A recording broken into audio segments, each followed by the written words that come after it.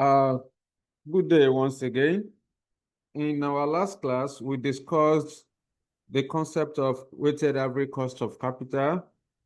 We said that weighted average cost of capital represents the overall required rate of return for a firm, and it is the average cost of individual source of finance weighted according to the proportion of each source of capital in the company's total pool of capital. We said that to calculate weighted average cost of capital, there are three different ways that can be achieved. One is to use traditional, or to calculate traditional weighted average cost of capital. You can also calculate WACC using project specific. Then you can also, finally, you can calculate weighted average cost of capital of the combined activities. Of course, what we did last time was based on traditional weighted average cost of capital, which is consistent with what we have been discussing from lecture day 1 up to this moment. All right. So we said that when you are required to calculate weighted average cost of capital, you need to ask yourself what kind of cost of capital. Is it WACC using traditional? Is it WACC or is it project specific WACC? Is it WACOCA? So you must know the one that you want to calculate. So we said that when calculating weighted average cost of capital, there are 4 procedures depending on the information available. Step 1 is to calculate cost of equity. Step 2, you calculate cost of preference share. Then step 3, you determine cost of debt. Step 4, you estimate weighted average cost of capital. Those are the 4 procedures you are expected to carry out whenever you want to calculate traditional WACC. Now, so far, we have done all of that. In fact, we even solved question last week on weighted average cost of capital. Today, we are going to have additional illustrations on WACC. Then before we proceed to project-specific WACC. All right. Yes, I think we have solved this illustration number 11. And then we've also solved illustration number, where is that question on that has to do with equity PLC? Yes, we've also solved illustration number 13. Please confirm. Are you with me? Illustration 11, sir. Kemi, did we solve this illustration number 13 last week? No, sir. We stopped on that. Equity PLC. We solved what? Illustration 11, page 47. 11. Yes, we did 11. I think we did 2 last week. Illustration 11 and 13. Confirm again. It was only one. Maybe another person can also confirm, but it was only one that I have there, according to the video I watched. Only one you saw. Only one, sir. You said we solved only one question. On page 47. Okay, let me confirm so that let me confirm.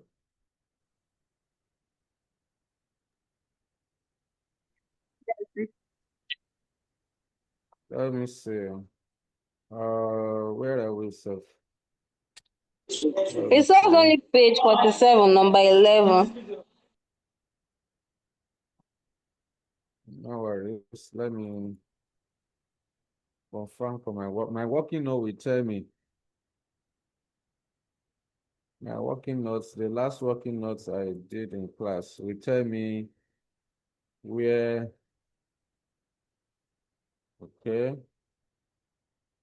I want to see. Convertible. Okay. We did convertible. Oh, we also did. Oh, okay. I remember now. I think Kemi is right. Kemi is right. Okay. So if that is the case, okay, let's have, that we will have 2 more. On the WACC. So quickly, let's look at that together. Okay. Let's solve this illustration number 13, please. Illustration 13. Who will help us to read it? Quickly. Who is helping us? Yes. Illustration 13. The following me read. figures. Okay. Let me read. Oh, yeah, go ahead. Go ahead. HP. Go ahead. Read.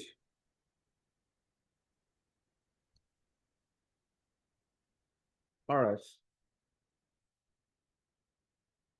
The following figures, you can open to the material at your hand. I believe everybody has the study material. So the following figures have been extracted from the most recent account of Equity PLC balance sheet as at 30th June 2025.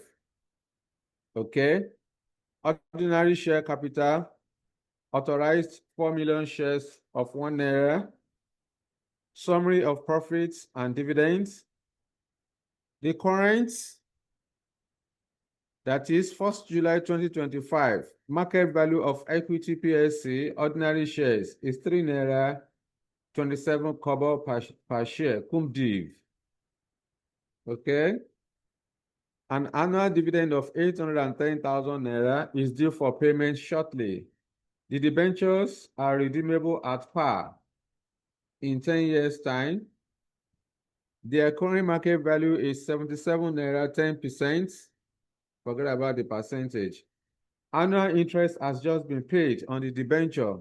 Okay, the debenture interest has been paid. That means this market price of 77.10 is already X int price. There are no issues or redemption of ordinary share or debenture during the past 5 years. The current rate of corporation tax is 30%. Required. Calculate the cost of capital which Equity PLC should use as a discount rate when appraising new investment opportunities. Discuss any difficulties and uncertainties in your estimates. So examiner is asking you to calculate cost of capital for Equity PLC. You want to estimate cost of capital. Therefore, how do you calculate cost of capital? Before you put your pen to paper, you must establish for the question, what kind of cost of capital do you want to calculate? Is it traditional WACC? Is it project-specific WACC? Is it WACC of the combined activities? So you must know the one that you want to compute. Of course, based on our past discussions, I mentioned that whenever you are given capital structural information, you can see ordinary share capital, right? You can see debt, debenture of 7%. So that means you are supposed to calculate traditional WACC. So if that is the case, how do you do it? How do you calculate traditional WACC? Based on the information given in the capital structure, you have ordinary share capital, you have 7% debenture. What that means is that you are going to calculate cost of equity. You're also going to calculate cost of debt. Then after that, you calculate weighted average cost of capital. It's as simple as that. So without wasting time, let me switch to the working note. Quickly, we can solve this question and move to the next one. All right. So open to the material at your hand. In case I ask you for figures, please, you have to be there on time. And you know the rules. Once you want to answer any question or you want to ask me any question, always raise your hand. I will allow you to talk. All right.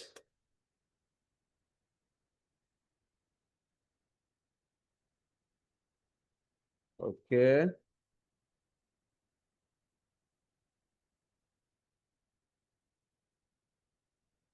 So let's move to the working notes. Now, the name of this is solution to illustration number 13, page Is that not page 30? What is that? Page 48. Page 48.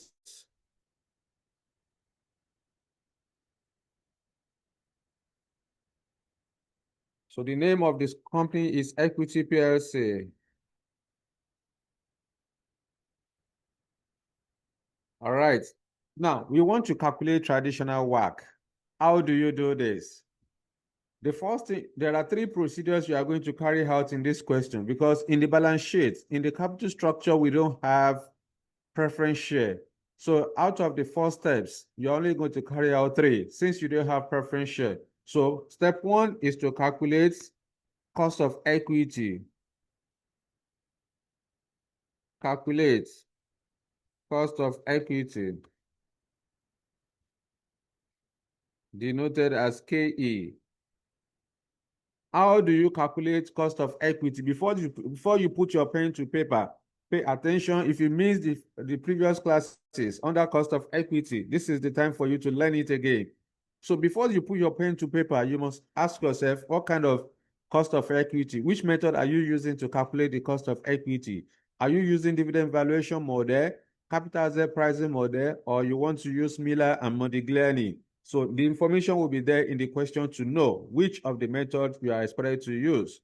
Of course, I told you that when you are given information on dividend and share price, then you are supposed to calculate cost of equity using dividend valuation model.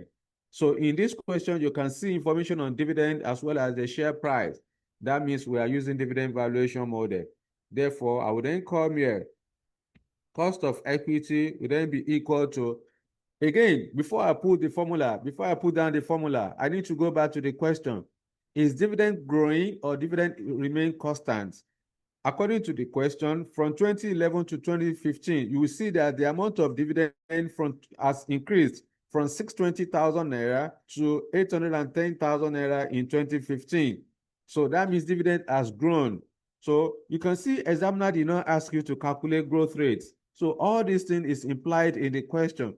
You must be able to deduce the next thing that you should do. All right. So we have identified that dividend has grown from 620,000 naira to 810,000 naira between 2011 and 2015. Therefore, we need to go and calculate growth rate. However, before then, we need to put down the formula since we have identified there's growth in dividend payment.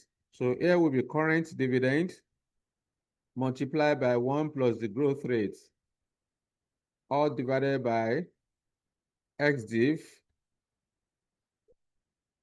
x dividend share price, plus the growth rate. All of this multiplied by 100 over 1. Okay, so this is the formula we are going to use. All right, so I will then say KE, cost of equity, equal. Current dividend is how much?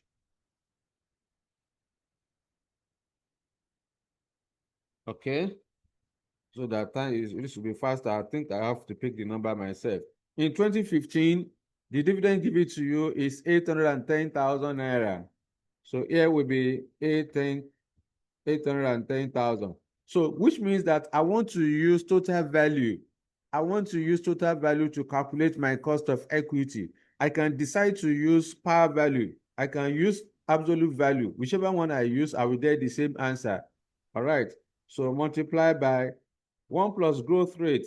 We don't know the amount of the growth rate. So let's go and estimate it.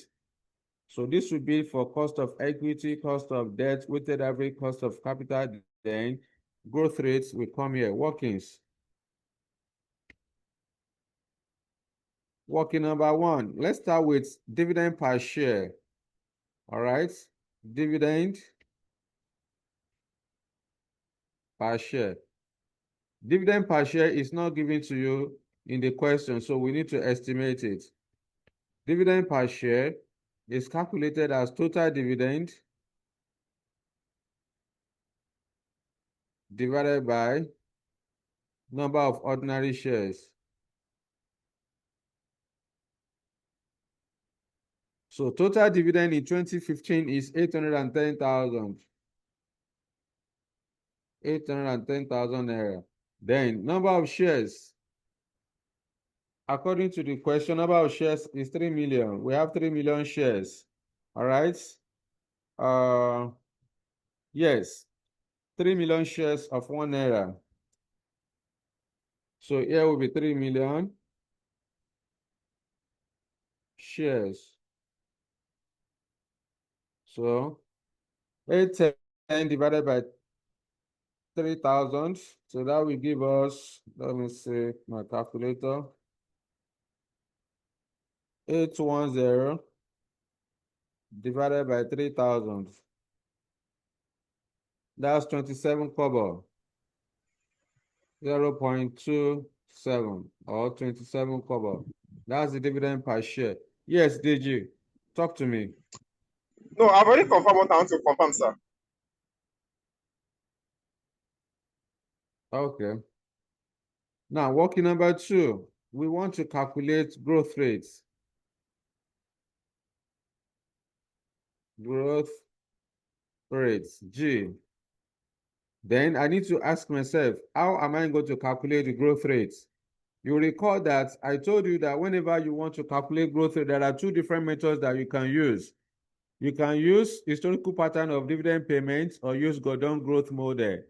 In this, I said that the historical pattern of dividend payments should be used when history of dividend payments are given. When the amount of dividend paid across several years are given to you, that's historical pattern or averaging method.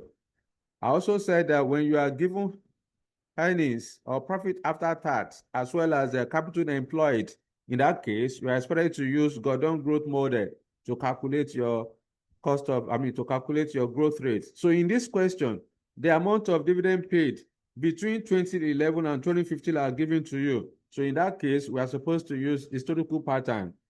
Therefore, I would then say G, there's no need for you to just, on the day of your exam, to write using historical pattern. It's a waste of time. Don't do that. Just go ahead with your calculation. So, and again, I gave you 2 different formulas that you can use to calculate the growth rates using historical pattern, depending on the information available. The first one I said, if the amount of dividend paid across all relevant years are given to you, like in this case now, from 2011 to 2015, the amount of dividend paid are given. Therefore, we are supposed to calculate our growth rate as n minus 1 into square root latest dividend divided by dividend paid in the first year, all minus 1. But the second formula does not have minus 1. That one is just n into square root LD divided by BD. And it is used when information on the first year dividend and the current year dividend are given to you. All right. We have demonstrated this in one of our previous classes. Okay, then. So I would then say G, and between 2011 and 2015, that's 5 years. Okay, so N is 5. 5 minus 1 into square root. Dividend paid in the 2011 is the first year. Dividend paid in 2011 is 610. Hello, Sorry, sir. latest dividend is Is it 810. 2011 or 2021? What I have is 2021 to 2025. The thing is confusing. You are mentioning 2011 to 2015. Oh, sorry. It's 2021 and 2025. Yes, you are correct. I was thinking about something. Don't worry. Thank you. It's between 20, we are looking at 2021 and 2025. All right. Thank you for that. Okay. So in 2025, the dividend paid is 810. That's the latest dividend. Okay. Then in 2021, dividend paid was 620. Okay, let me rewrite that. All minus 1. So in this case, I would then say G equal to 5 minus 1 is 4. So here will be 4 into, don't let us waste time on this. I will just say 810, 810 divided by 620 raised to power 5 minus 1 is 4, raised to power 1 over 4, all minus 1. Okay? So you use your calculator to get the final answer. You multiply with 100%. So from your calculator, 1 divided by 4 is 0.25. Therefore, we can say 810 divided by 620 equal, then raised to power 0.25 equal minus 1 equal to 0.069, then multiply with 100%. So 6.9% is the growth rate. So we can then say G is approximately 7%. So this is how to calculate growth rates using historical pattern of dividend payment. All right. So growth rate is approximately 7%. So let's go and indicate that. So I will then come here. 1 plus 7% will give us 1.07 divided by, because we are using absolute value, so we need to go and calculate market value of equity, because this denominator is ex-div share price. So ex-div share price is the share price, per share. So we need to calculate market value, total market value, since we are using absolute value. So let's go for working number 3. We want to calculate market value. Okay. Now, before we get the market value, according to the question, you are told that the market value of equity PSC ordinary share is 3 naira 27 kobo per share cum div. So that 3 naira 27 kobo is cum div. So we cannot use cum div to calculate cost of equity. It has to be ex div. So before we get the market value, let's calculate ex div share price, ex dividend share price.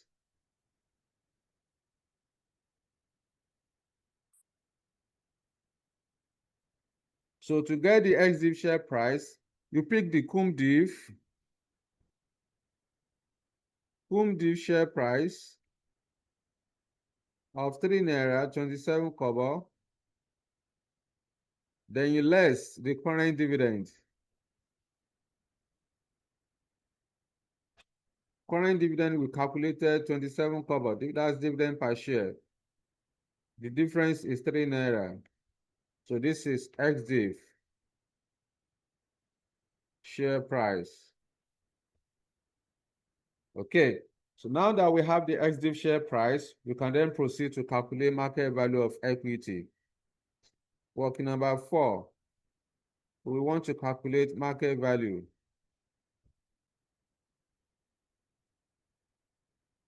The market value of equity is calculated as number of shares. Before you put down your formula, you must understand, you have to check on the question. You know, I gave you 2 different formulas, depending on whether you are given number of shares or you are given share capital. So in this question, we have number of shares, which is 3 million shares. So I would then say number of shares multiplied by ex div share price. Equity value equal to 3 million shares. Please, if I'm too fast or too slow, let me know. Ex div share price is 3 naira. So equity value will be equal to 9 million naira. So let's calculate market value once and for all for everything. Market value of debenture. Debenture value is equal to nominal value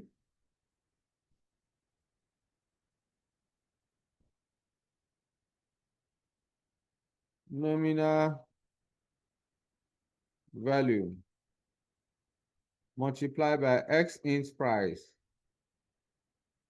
X interest price divided by 100 naira. Okay, this will give us the market value of the debenture. So D is equal to, I will then go back to the question. The nominal value of the debenture is 1.3 million. 1,300,000. Nominal value simply means the figures you have in the balance sheet. That's the book value. That's the face value. All right. So multiply by exchange price. The market price of the debenture is 77.10 X int. So here it will be 77.10 divided by 100 naira. Give it to me. What do you have? Let me use calculator. This is 0.771 multiplied by 1,300,000. That's 1,02,300. Here is 1 million naira, 2,300. Then the total market value of equity plus debt will then be equal to 9 million plus 1,02,300. This will give us 10 million naira, 2,300 naira. Yes, Ogechi, talk to me. So what is it? I just want to find out where did you get this 77.10 from? Pardon? Where this 77.10 over 100? You said you want to I find know out what? where we got this 77.10 from. I don't know how we got that.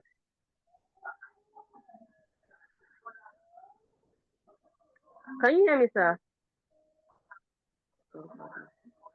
The 77.10, that's the market price of the debenture. Is there in the question?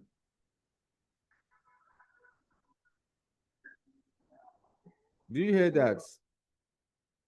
Yes, I heard you. I heard you. Ogechi, Yes, I heard the what you said. 77 is there in the question? Okay, I've just seen it now. I've seen it. Thank you. Okay.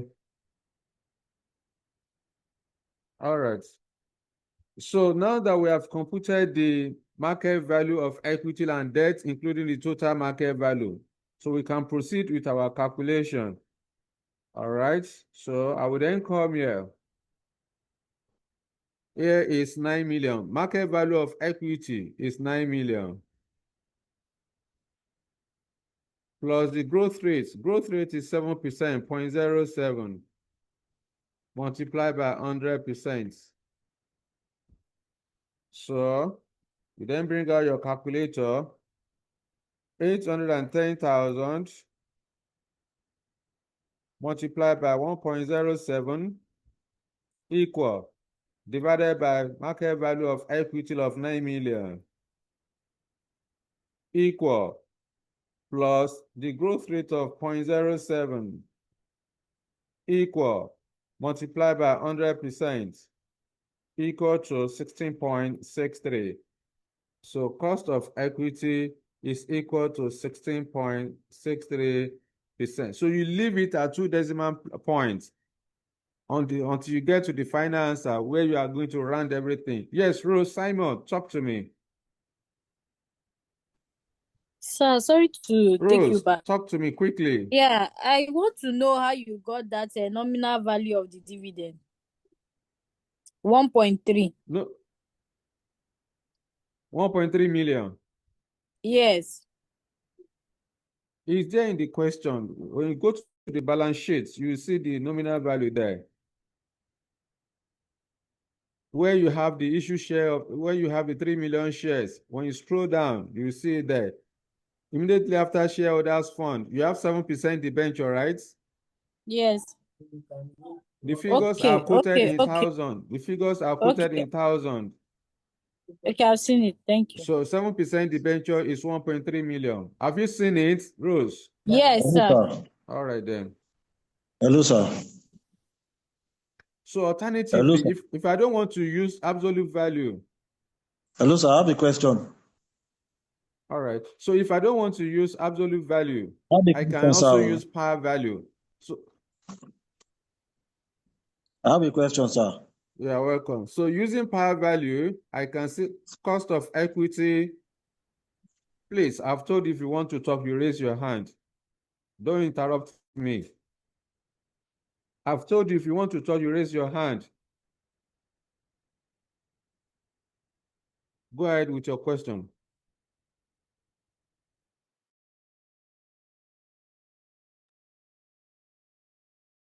That XDIV, I wanted to know how you got that XDIV share price of 9 million. Sorry, let me reshare. So the network bounced me out. Sorry for that break in transmission. Yes, somebody was talking the other time, and I've already said it ab initio that when you want to talk, just raise your hand. I don't like being interrupted unexpectedly. All right. Sorry So about you can that. throw me off balance. So always raise your hand. Yes, go ahead. I wanted to know how you got that XDIV share price of 9 million. We did the workings together now. This is the working. We did it together. This is 9 million. This is the working market value of equity is 9 million. You multiply ordinary shares with the XDIV share price. Is it clear now? Is it clear?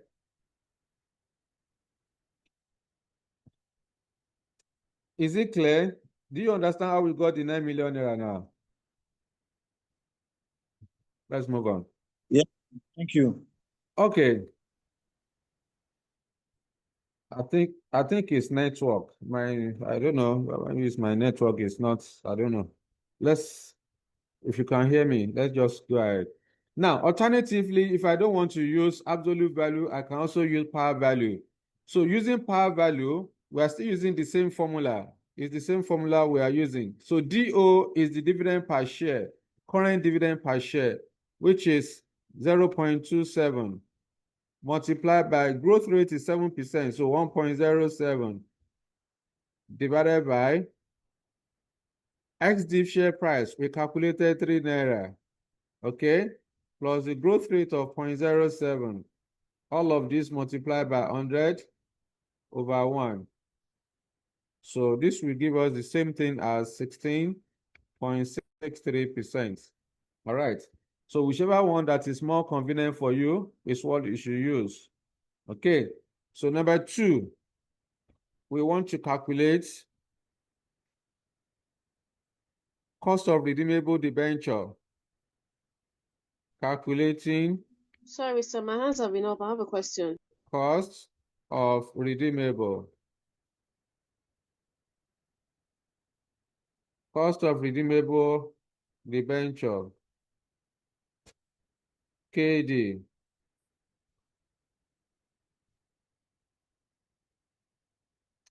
So, and I explained that whenever you want to calculate cost of redeemable debenture, of course, you are expected to calculate internal rate of return. So, first thing first, the fact that examiner call it redeemable debt does not make it a redeemable debt. So, debt will be redeemable if the maturity date or redemption date is given. So, according to this question, examiner has told you that the debenture will be redeemed in 10 years' time. Okay, so that the redemption date is in 10 years' time. So if that is the case, we can then confirm that this is a redeemable debenture. Now, and I said that whenever you want to calculate cost of redeemable debenture, you are expected to calculate internal rate of return. All right. So calculating internal rate of return, there are 2 steps. Step 1 is to assume 2 discount rates that will produce 2 opposing NPV, meaning that one discount rate will give you a positive NPV, another discount rate will give you a negative NPV. Then step 2, you calculate internal rate of return. That's how to calculate cost of redeemable debenture or redeemable debt. So let's assume 10%. So we use this 10% to compute NPV. So create a column for year, description of items, cash flow, discount factor, then present value. We use one table to do for everything.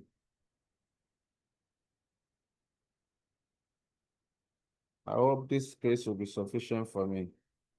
So year 0, we have the current market value of the debenture. Year 1 to 10, we have fixed interest. Then year 10, this debenture will be redeemed. So we have redemption value. Okay, I will then go back to the question. What's the current market value of the debenture? Examiner has given you 77.10. That's market price of the debenture. 77.10. This 77.10, no need to make any adjustment because it's already X int price.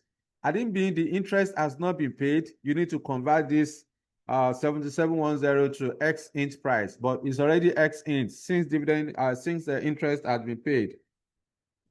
Also, the fixed interest. I will go back to the question. What's the coupon rate of the debenture?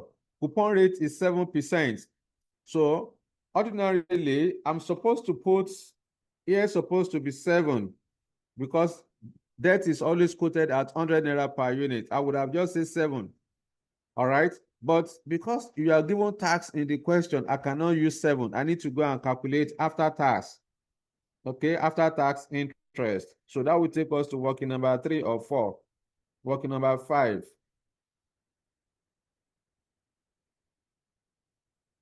So I want to calculate after tax, or you call it post-tax.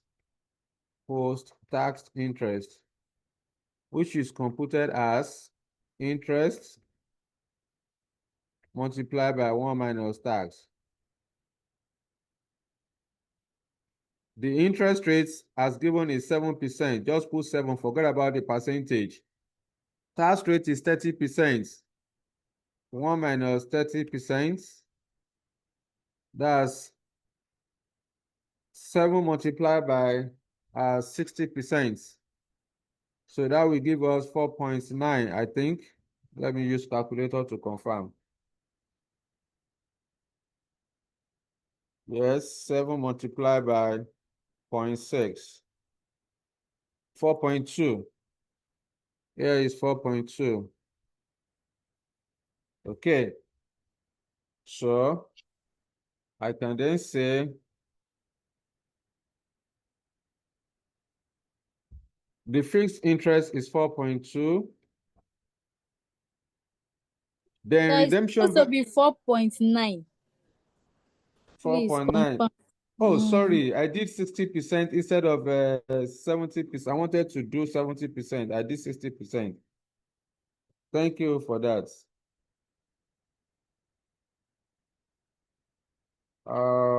Yes. 7 multiplied by 70% should be 4.9. Okay.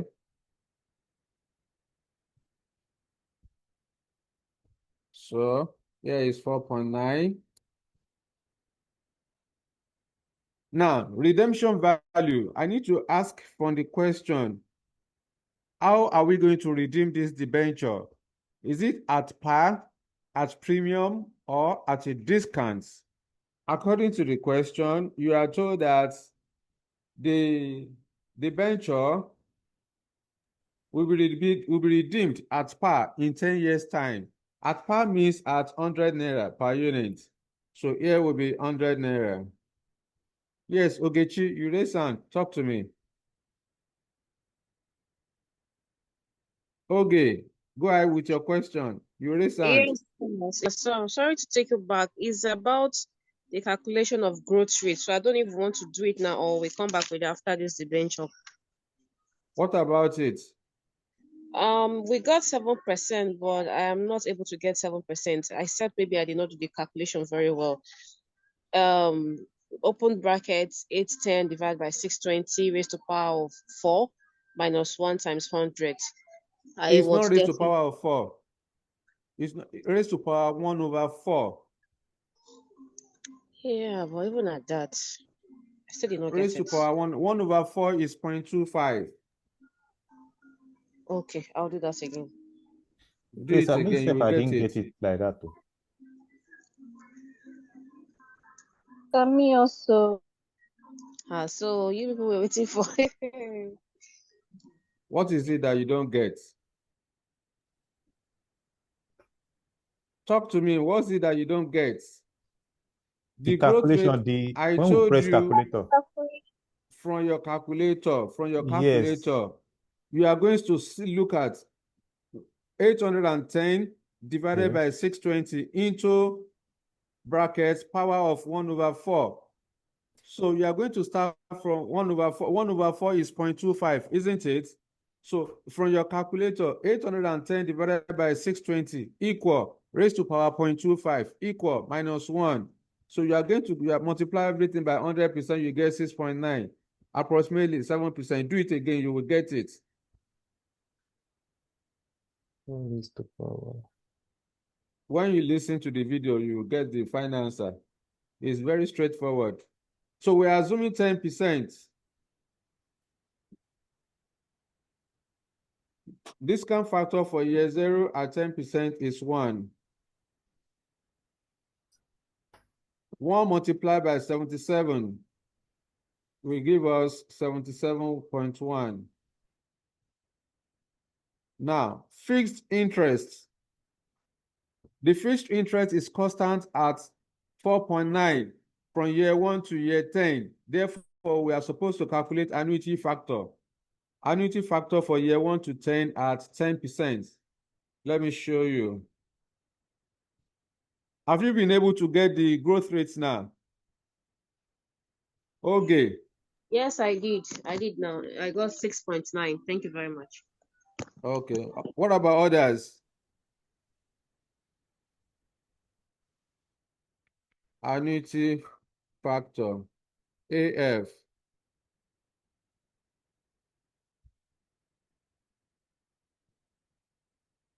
So annuity factor is calculated as 1 minus 1 plus R raised to power minus N divided by R. So at 10%, discount rate is equal to 1 minus 1.10 raised to power minus 10. Okay? All divided by 0.10. So what do you have here? What do you have? 6.145 approximately. 6.145. Okay.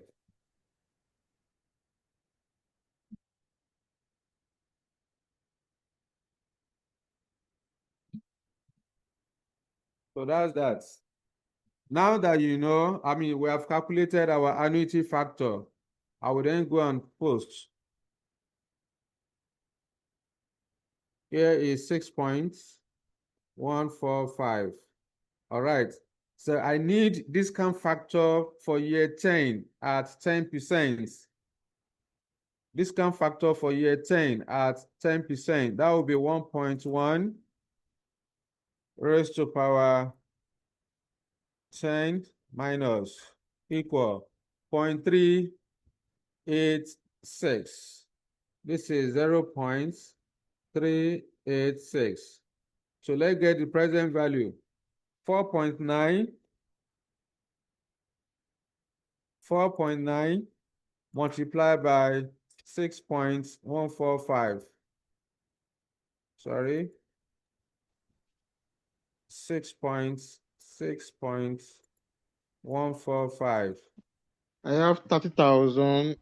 30.11, right? Yes. 30.11.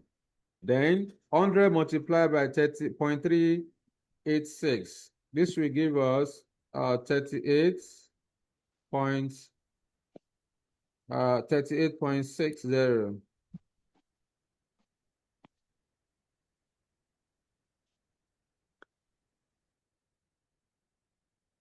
So to get the NPV, so this will be 38.6 plus 30.11 equal, then minus 77.1. That's 8.4.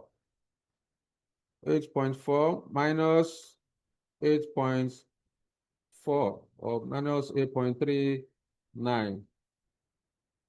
Okay.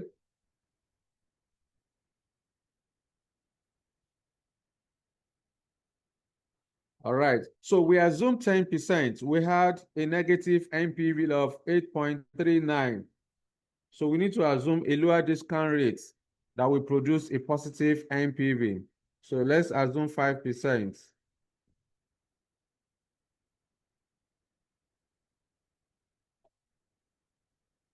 So we need to get annuity factor of year 1 to 10 at 5%. What do you have? Yes. 7.722. 7.722. All right. What about discount factor for year 10 at 5%?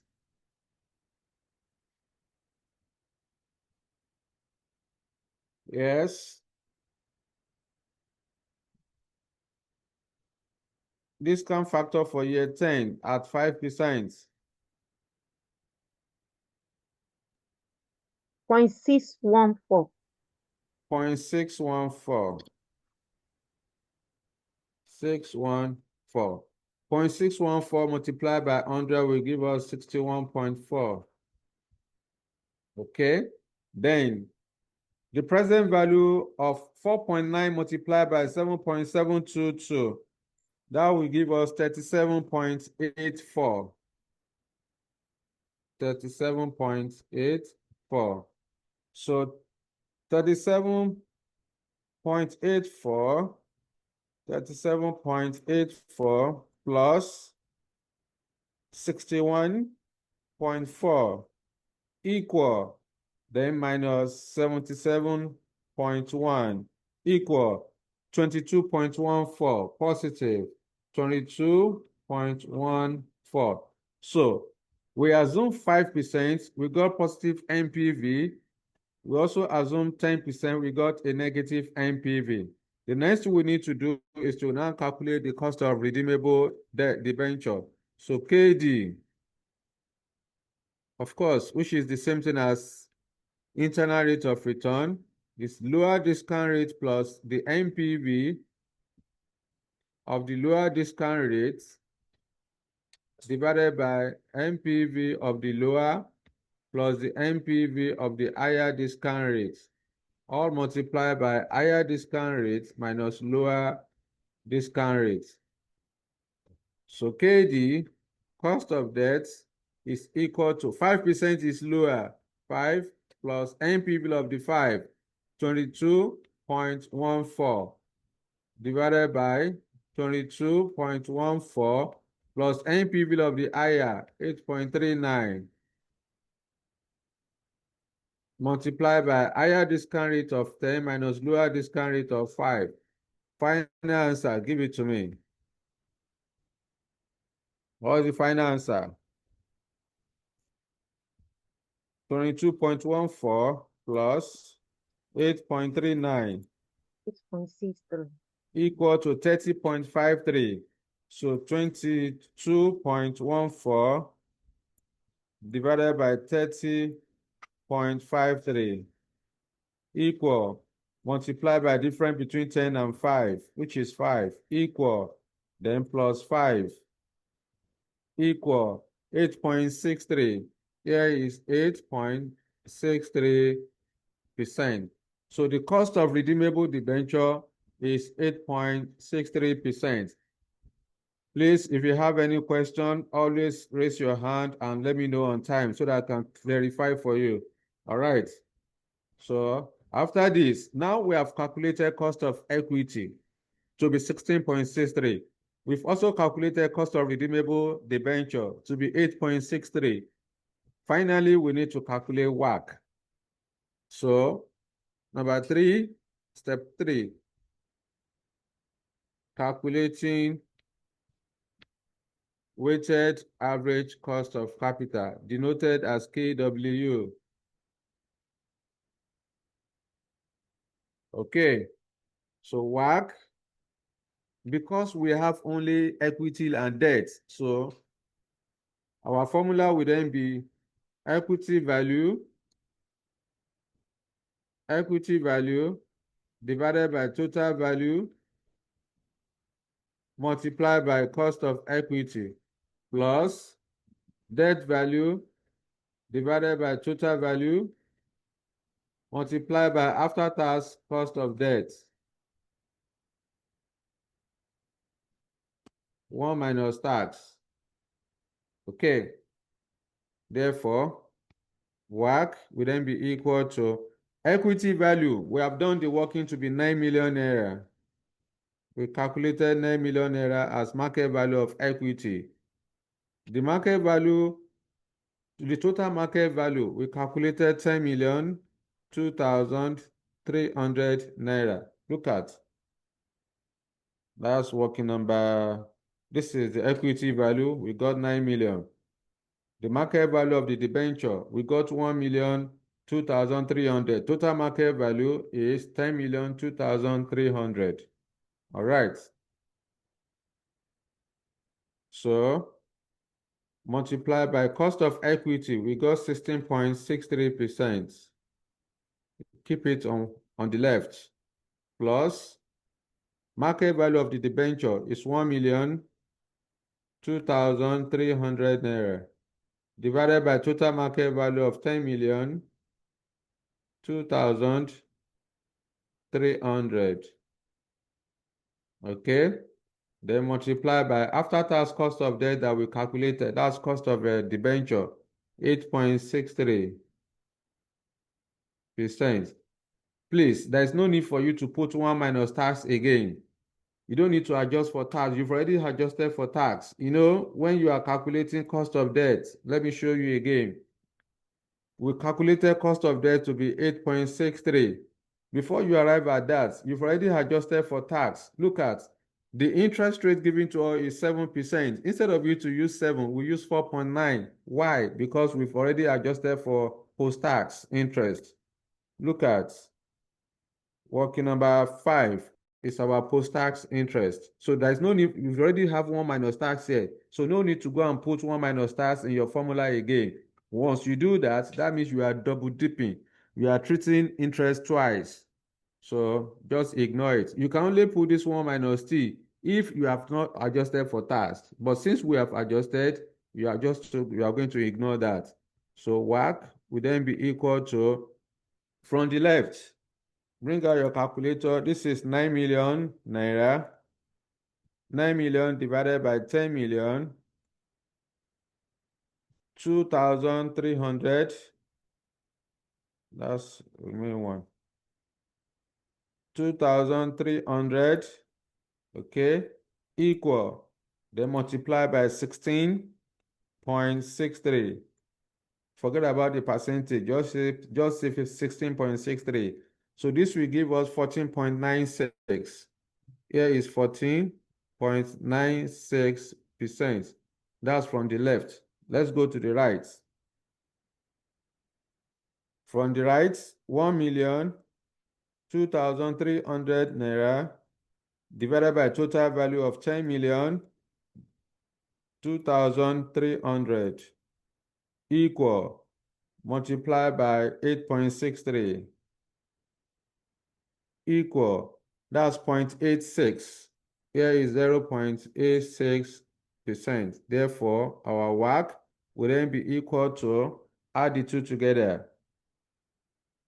So this will be 14.96 plus 0.86 equal 15.82. Here is 15.82%.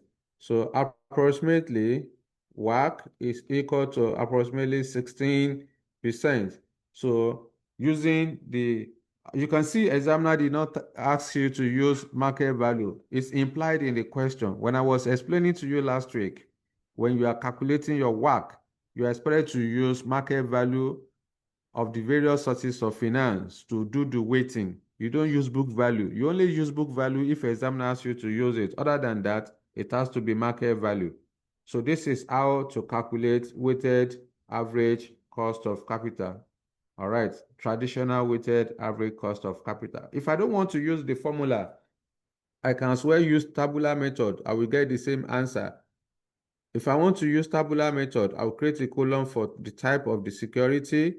Here we have equity. We have 7% debenture. Then we have total. All right. So I will say market value. Market value of equity, we got 9 million. Market value of the debenture, we got 1,02,300. When you add it up, that's 10,02,300. Okay.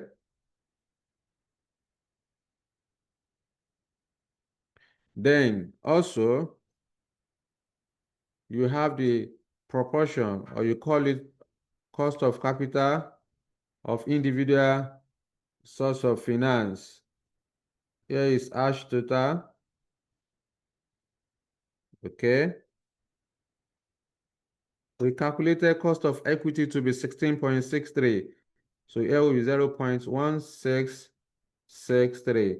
We also calculated cost of debenture to be 8.63, 0.0863. All right.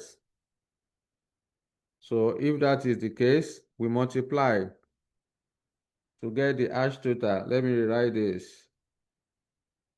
This is ash total. Okay, so multiply. So here will be 9 million multiplied by 0.1663 equal 1,496,700. 1,496,700. Then 1,02,300 multiplied by 0.0863 equal 86,498. Here is 86,498. So add the two together plus 1,496,700. That's 1,583. Okay, 583. That should be 198. Let me confirm from my calculator. Yes, 198. 198. So I can then say WACC equal to ash total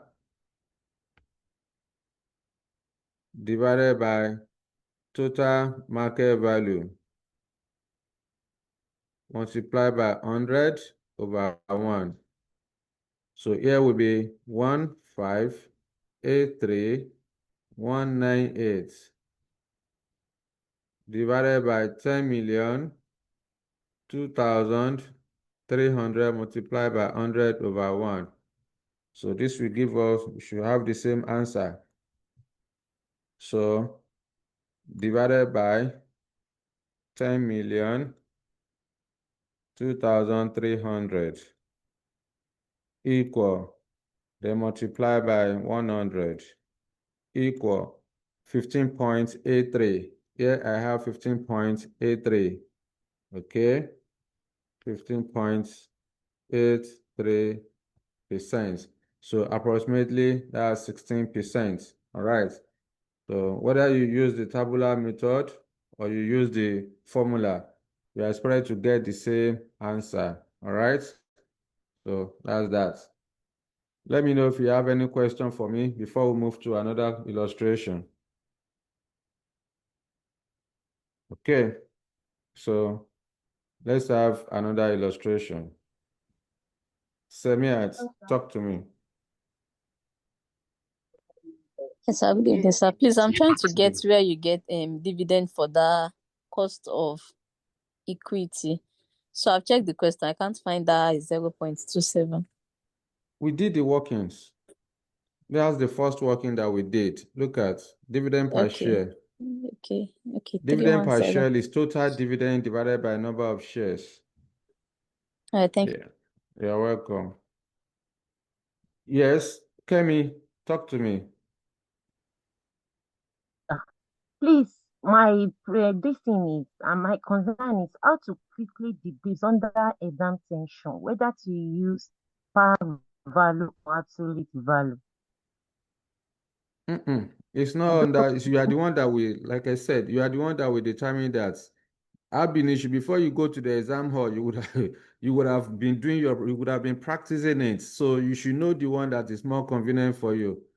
Examiner will not tell you to use par value or use absolute value. Anyone you use that is more convenient for you. At all time, always use the par value because par value is faster. All right?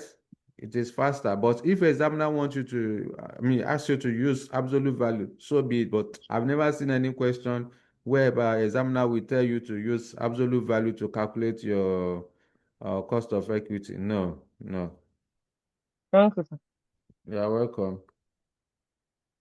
Okay, so let's have one more illustration under this.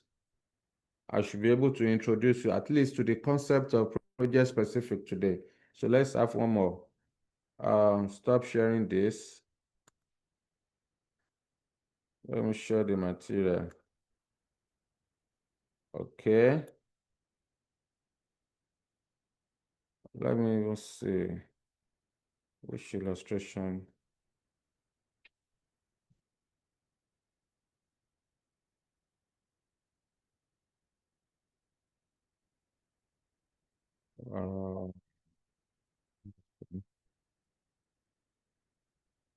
This illustration number 12. Let me see the tax there.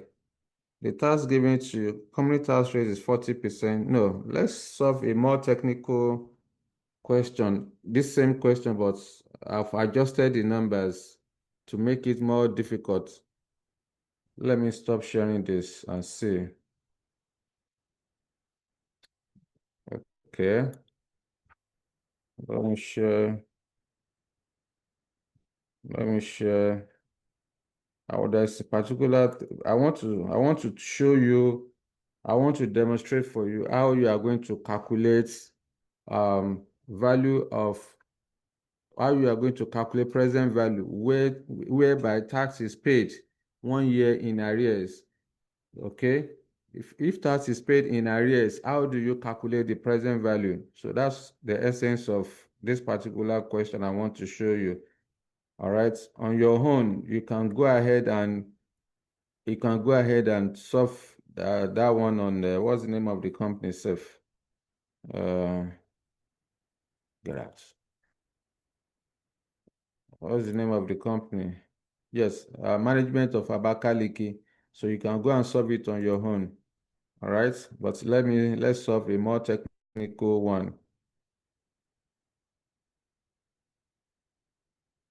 Yes, let's solve this example. It's the same question, but I've already twisted the question. All right, to make it more difficult. So let's solve this same question. Kemi, please read for us. Kemi, are you still there? Uchena Marachi, you're asking. Hello, sir. Talk to me. What do you have in mind? Uchena. What page is this, sir? Page. Is on page. The question we wanted to solve before is on page illustration number 12, on page 42. That's the question we want. And I said, no, let me use Goldie book. The same question, but I've already twisted it. I've tweaked the question a little bit to make it more technical. So right now we are using Golden Book. It's not the study material, but you can, most of the information are the same. All right. So yes, Amara, sorry. Kemi, please read. Courage PLC is a manufacturer of collapsible furniture located in Abakaliki. The company is trying to decide on the cost of capital to use for the evaluation of a prospective investment project. The company has an issue share capital of 500 ordinary shares of 1 naira each, currently quoted at 1 naira 70 kobo per share cum div. It has also issued 200,000 of 10% debenture, which are redeemable at par in 2 years' time, with a current market value of 105 naira 30 kobo and 100 naira of 6% preference shares, currently quoted at 40 kobo per share. The preference dividend and the ordinary dividend, including the debenture interest, are due to be paid soon. The ordinary share dividend will be 60,000 this year, and the directors have publicized their view that earnings and dividends will increase into the indefinite future.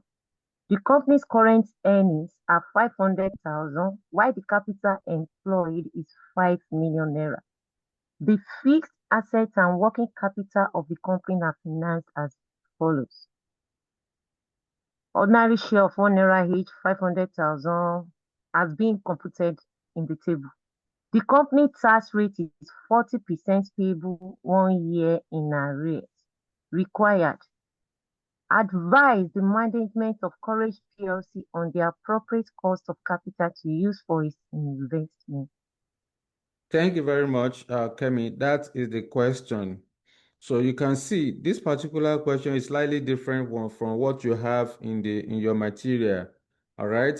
So in your material, in that one, you are told that preference dividend has been paid, but in this one, both the preference dividend, ordinary dividend, and also debenture interest has not been paid.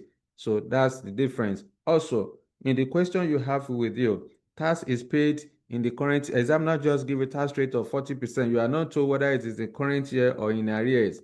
Where examiner is silent as to when you are going to pay the tax, then it is assumed to be in the current year. But in this particular question, we are told that tax is payable 1 year in arrears.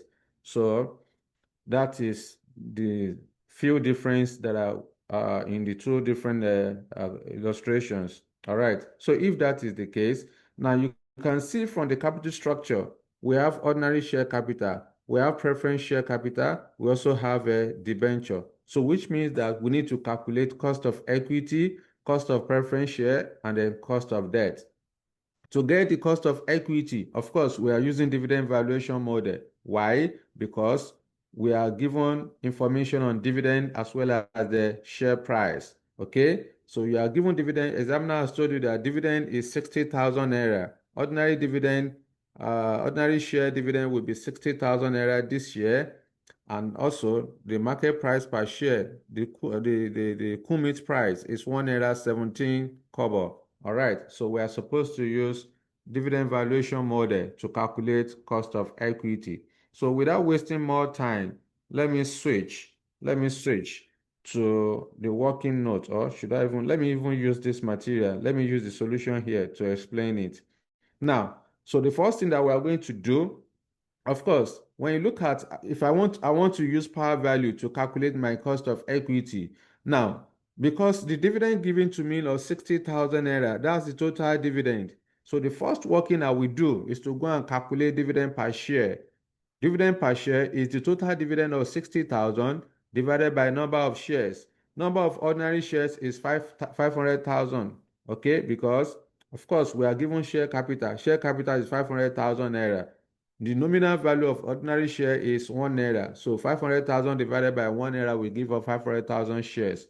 Therefore, my dividend per share will be 60,000 naira, all right, divided by 500,000 shares.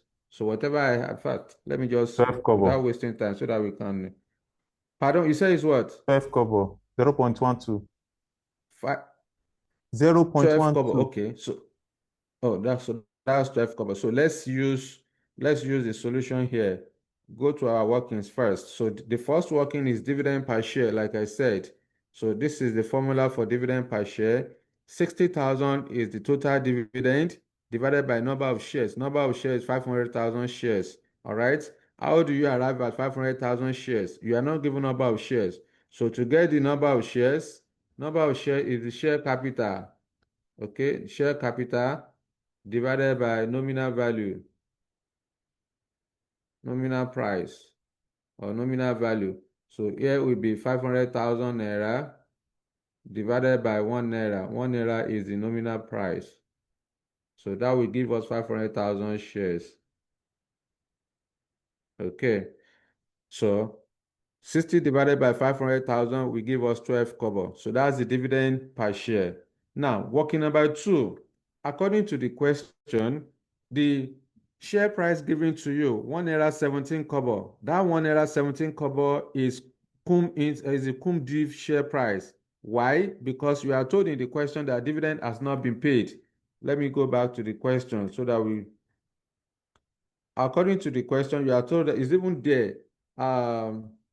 Currently quoted at 1 naira 17 kobo per share, cum div. So that 1 naira 17 kobo included dividend. So we cannot use cum div share price to calculate cost of equity. It has to be ex div share price. And that's why we need to go and convert the cum div share price to ex div share price.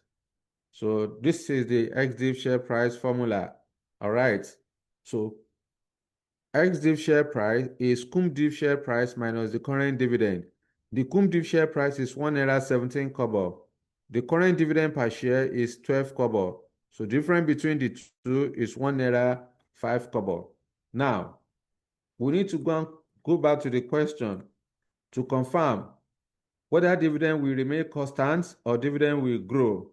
So according to the question, in the second paragraph, examiner has told you that the ordinary share dividend will be 60,000 naira this year, and the directors have publicized their view that earnings and dividend will increase into the indefinite future. Okay, so earnings and dividend will increase into the indefinite future, but the growth rate is not given to you. But examiner now told you that the company's current earnings of 500,000 naira, while the company's current earnings are 500,000 naira, while the capital employed is 5 million naira. So you are given information on earnings as well as the capital employed. That means you are supposed to calculate growth rates using the Gordon growth model. All right, because you are given information on earnings as well as the capital employed. So you are supposed to use Gordon growth model to calculate your cost of equity. So I need to go and do working for my growth rate. Look at the information you have here. Since earnings and capital employed are given, the growth rate will be computed using the Gordon growth model as shown below. So to get the growth rate, the return on capital employed multiplied by the retention rate, that's the formula for growth. All right. So if that is the case, first thing first, your R is equal to return on capital employed or rate of return or return on investment, whatever you want to call it, is calculated as earnings, all right, divided by capital employed multiplied by 100. So according to the question, the earnings given to you is 500,000 naira. Capital employed is 5 million naira. So when you divide, then the rate of return or return on capital employed or return on investments is equal to 10%. So the next thing I need to do is to calculate the retention rate. B is the retention rate. So how do you get retention rate? Retention rate is earnings minus dividend divided by earnings. All right, or you can say earnings per share minus dividend per share divided by earnings per share, all multiplied by 100%. So according to the question, earnings is 500,000 naira. Total dividend is 60,000 naira. So 500,000 minus 60,000, that's 440. 440 divided by 500,000 multiplied by 100%, we got 88%. So retention rate is 88%. Return on capital employed is 10%. Therefore, growth rate, which is return on capital employed multiplied by the retention rate. So this will be equal to 10% multiplied by 88%. So 10% multiplied by 88%, that will give us 8.8. Approximately, growth rate is 9%. So that is how to calculate growth rate. All right, using Gordon growth model. Now that I have the growth rate, I can then proceed with the calculation of my cost of equity. Okay. So I've done all relevant workings. Now, to get the cost of equity, we know we have identified from the question that there is growth. So this is the formula you are expected to use. Current dividend multiplied by 1 plus the growth rate divided by XD share price plus the growth rate, everything multiplied by 100%. So we calculated dividend per share to be 12 kobo. The growth rate is 9%. 1 plus 9% will give us 1.09. All right. So XD share price, we computed XD share price to be 1 naira 5 kobo. Let me confirm that. XD share price. Why is that? Yes, XD share price is 1 naira 5 kobo. Okay. So if that is the case, then of course, bring out your calculator. So you can say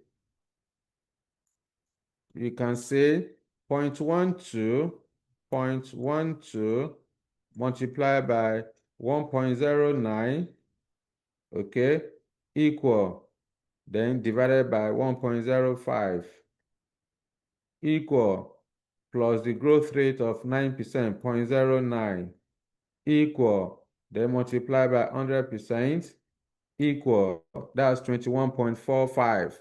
So cost of equity is 21.46. So approximately is 21%. So if I want to use total value, if I don't want to use absolute value, I can as well use total value. I will still get the same thing. If I want to use total value, I will just say total dividend is 60,000 naira. Growth rate is 9%, so 1.09 divided by total market value of equity. I need to go and work it out. Total market value of equity. Let me see if I've done it here. Market value of equity. So it's not here. So let me work it out. So equity value. Are you sure it's not here? Let me confirm again. Yeah. So equity value. Let me use here. Market value. So equity value will then be equal to number of shares. In this question, we are given share capital. So this will be share capital. Okay, share capital divided by nominal value,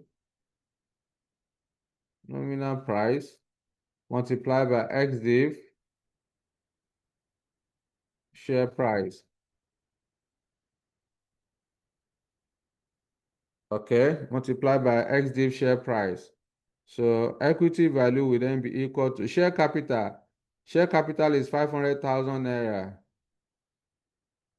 That's what you are given in the balance sheet. Divided by nominal price. Nominal price is 1 naira. XDIV share price, based on our working, XDIV share price is 3 naira. Sorry, 1 naira 5 kobo. This is the XDIV. We've calculated it before. This guy here, 1 naira 5 kobo. Multiplied by 1 naira 5 kobo. Therefore, market value of equity will then be equal to 500,000.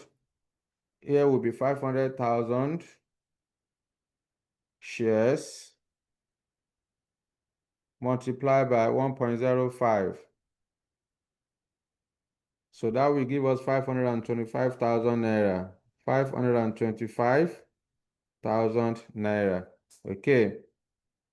So then the next thing, of course, I will then come here. So I will say here will be 525,000 plus the growth rate of 9%, 0.09. All of this multiplied by 100 over 1. So this will give us the same thing as 21%. Let me confirm. So you can say 60,000 60,000 multiplied by 1.09, sorry, 1.09 equal, then divided by 525,000 equal, then plus 9 plus 0.09 equal, multiplied by 100% equal, that's 21.46. So which is approximately 21%. All right. So whether you use absolute value or you use power value, you are expected to get the same answer. You are expected to get the same answer. So that's that. Now that we have calculated cost of equity based on the balance sheet given to us, capital structure, the next thing is to calculate cost of preference share.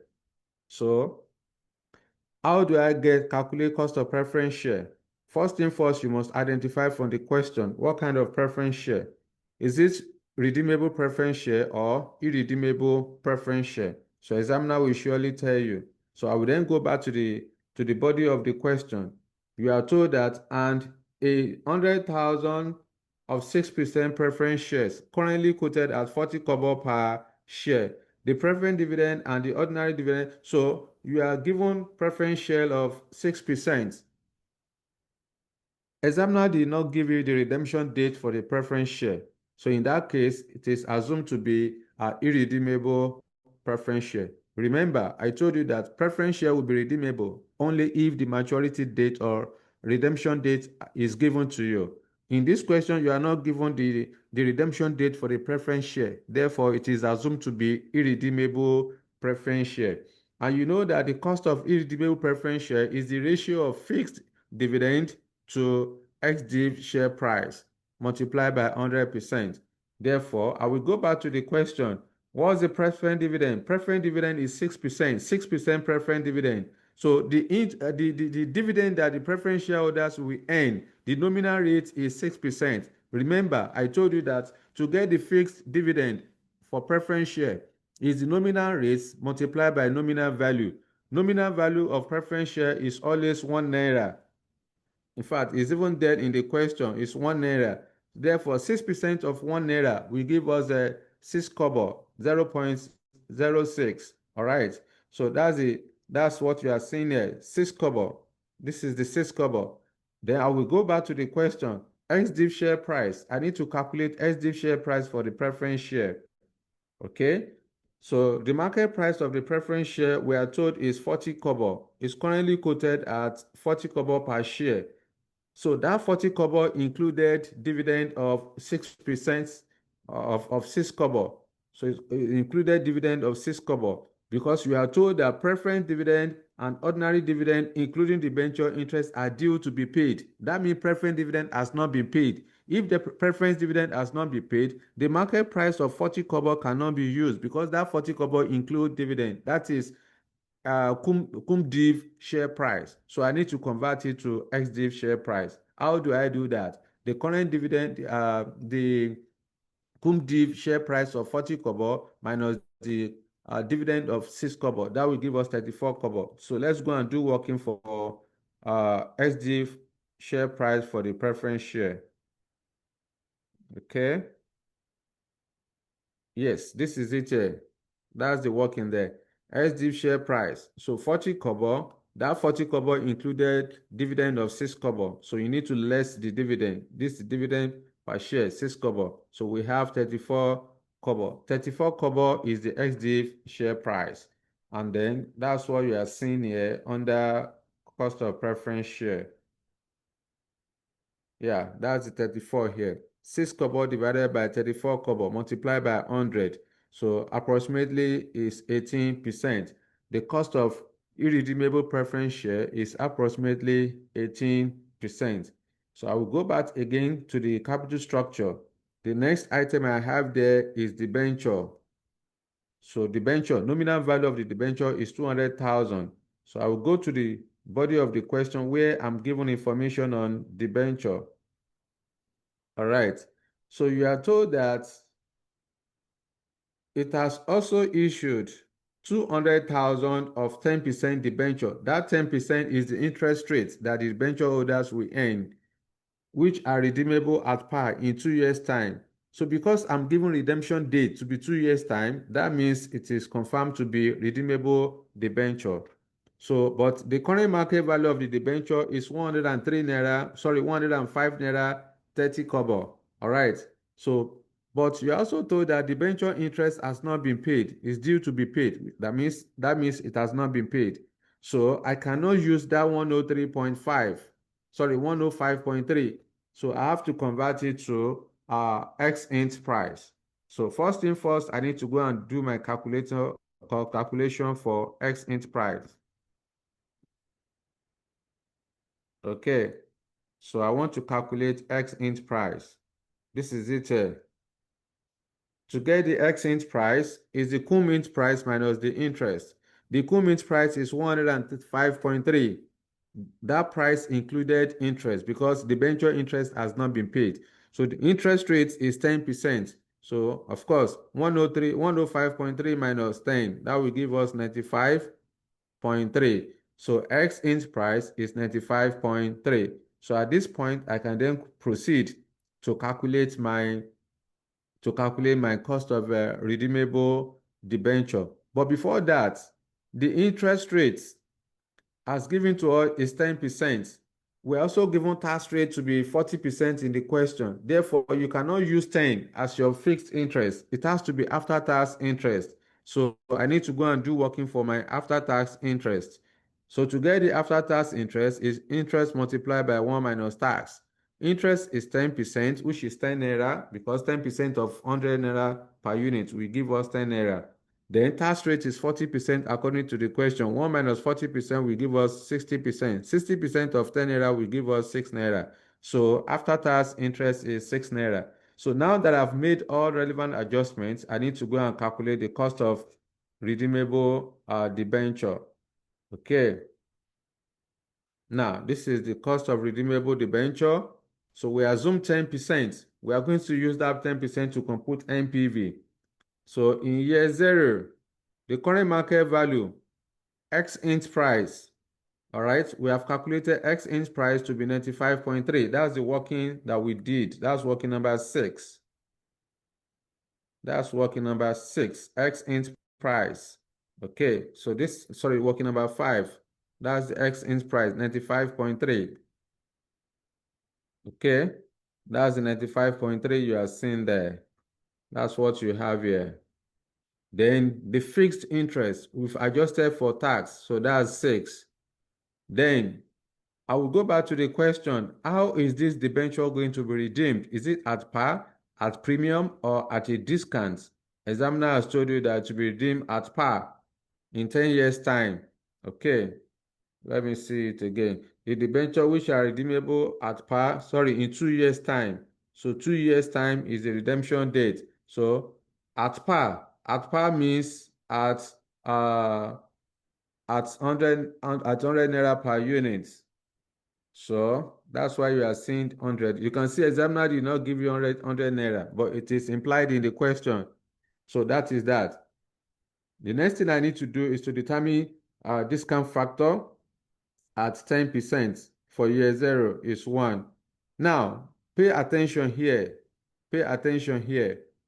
You can see that ordinarily, I'm supposed to calculate annuity factor of year 1 to 2. All right, I'm supposed to calculate annuity factor of year 1 to 2 because you are told that the debenture will be redeemed at par in 2 years' time. So I'm supposed to calculate annuity factor of year 1 to 2 at 10%. But I cannot calculate for year 1 to 2. Why? Because according to the question, we are told that tax is paid 1 year in arrears. Look at company tax rate is 40% payable 1 year in arrears. That's 1 year lag. There's 1 year lag when the company will pay the tax. So if that is the case, instead of me to start from year 1, I will not start from year 1 because the interest of the first year will be paid in the second year. The interest of the second year will be paid in third year. The interest of the third year will be paid in fourth year. So there's 1 year lag. So because there's 1 year lag, so I'm supposed to, instead of starting from year 1, you are going to start from year 2. You know, this one will start from year 1 to end in year 2, but it will start from year 2 and end in year 3. because why? There is 1 year lag between when tax is paid. So what that means is that I need to calculate annuity factor of year 2 to 3. So how do I calculate annuity factor from year 2 to 3? First thing first, you need to calculate annuity factor from year 1 to 3. Then you now deduct discount factor of year 1 from it to get the annuity factor of year 2 to 3. Let me see if I have it written here. If not, I will write it down. Yeah, it's there. So annuity factor, look at my explanation here. Since tax is payable in arrears, the annuity factor for year 2 to 3 will be calculated as follows. So of course, this still remains formula for annuity. So I need to calculate annuity factor of year 1 to 3. So at 5%, so we started from 10%. So at 10%, at 10%, of course, you already know this formula. So we got 2.487. That's annuity factor of year 1 to 3. I'm looking for annuity factor of year 2 to 3. So to get annuity factor of year 2 to 3, I will first of all calculate annuity factor of year 1 to 3. We got 2.487. Then I need to get discount factor of year 1. So once I get discount factor of year 1 at 10%, which is 0.909, I will find the difference. Okay, I will find the difference. So the difference between the two will now give us 1.578. So this 1.578 represents the annuity factor of year 2 to 3. So I will then go and post.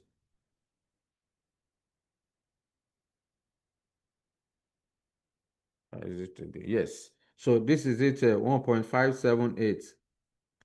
Now, in year 2, this debenture will be redeemed at par. At par means at 100 naira. So I need to calculate discount factor for year 2 at 10%. When you do that, that's 0.826. So after this, I need to get the present value. To get the present value, the current market value of 95.3 multiplied by 1 naira will give us 95.3. The present value of the fixed interest, 6 multiplied by 1.578 will give us 9.5. Present value of the redemption value, which is 100 naira multiplied by 0.826 will give us 82.6. So you add up 82.6 plus 9.5 minus 95.3. We got negative NPV of 3.2. So I'm done. I assume 10%. We got a negative NPV of 3.2. We need to assume a lower discount rate that will produce a positive NPV. Therefore, you assume 5% again. So I need to calculate annuity factor at 5% for year 2 to 3. I will go back to my workings. Annuity factor of year 2 to 3. Now, to get the annuity factor of year 2 to 3 at 5%, first thing first, I will calculate annuity factor of year 1 to 3, and we got 2.723. Then I will less discount factor for year 1 only. That will give me 0.952. 0.952 2.723 minus 0.952, we got 1.771. That's the annuity factor of year 2 to 3. So this is how to calculate annuity factor in between years. All right. So I will then go there and put it down. So this is 1.771 annuity factor of year 2 to 3. Discount factor for year 2 at 5% is 0.907. So to get the present value, 95.3 multiplied by 1 will give us 95.3. 6 multiplied by 1.771, we got 10.6. 100 multiplied by 0.906, we got 90.6.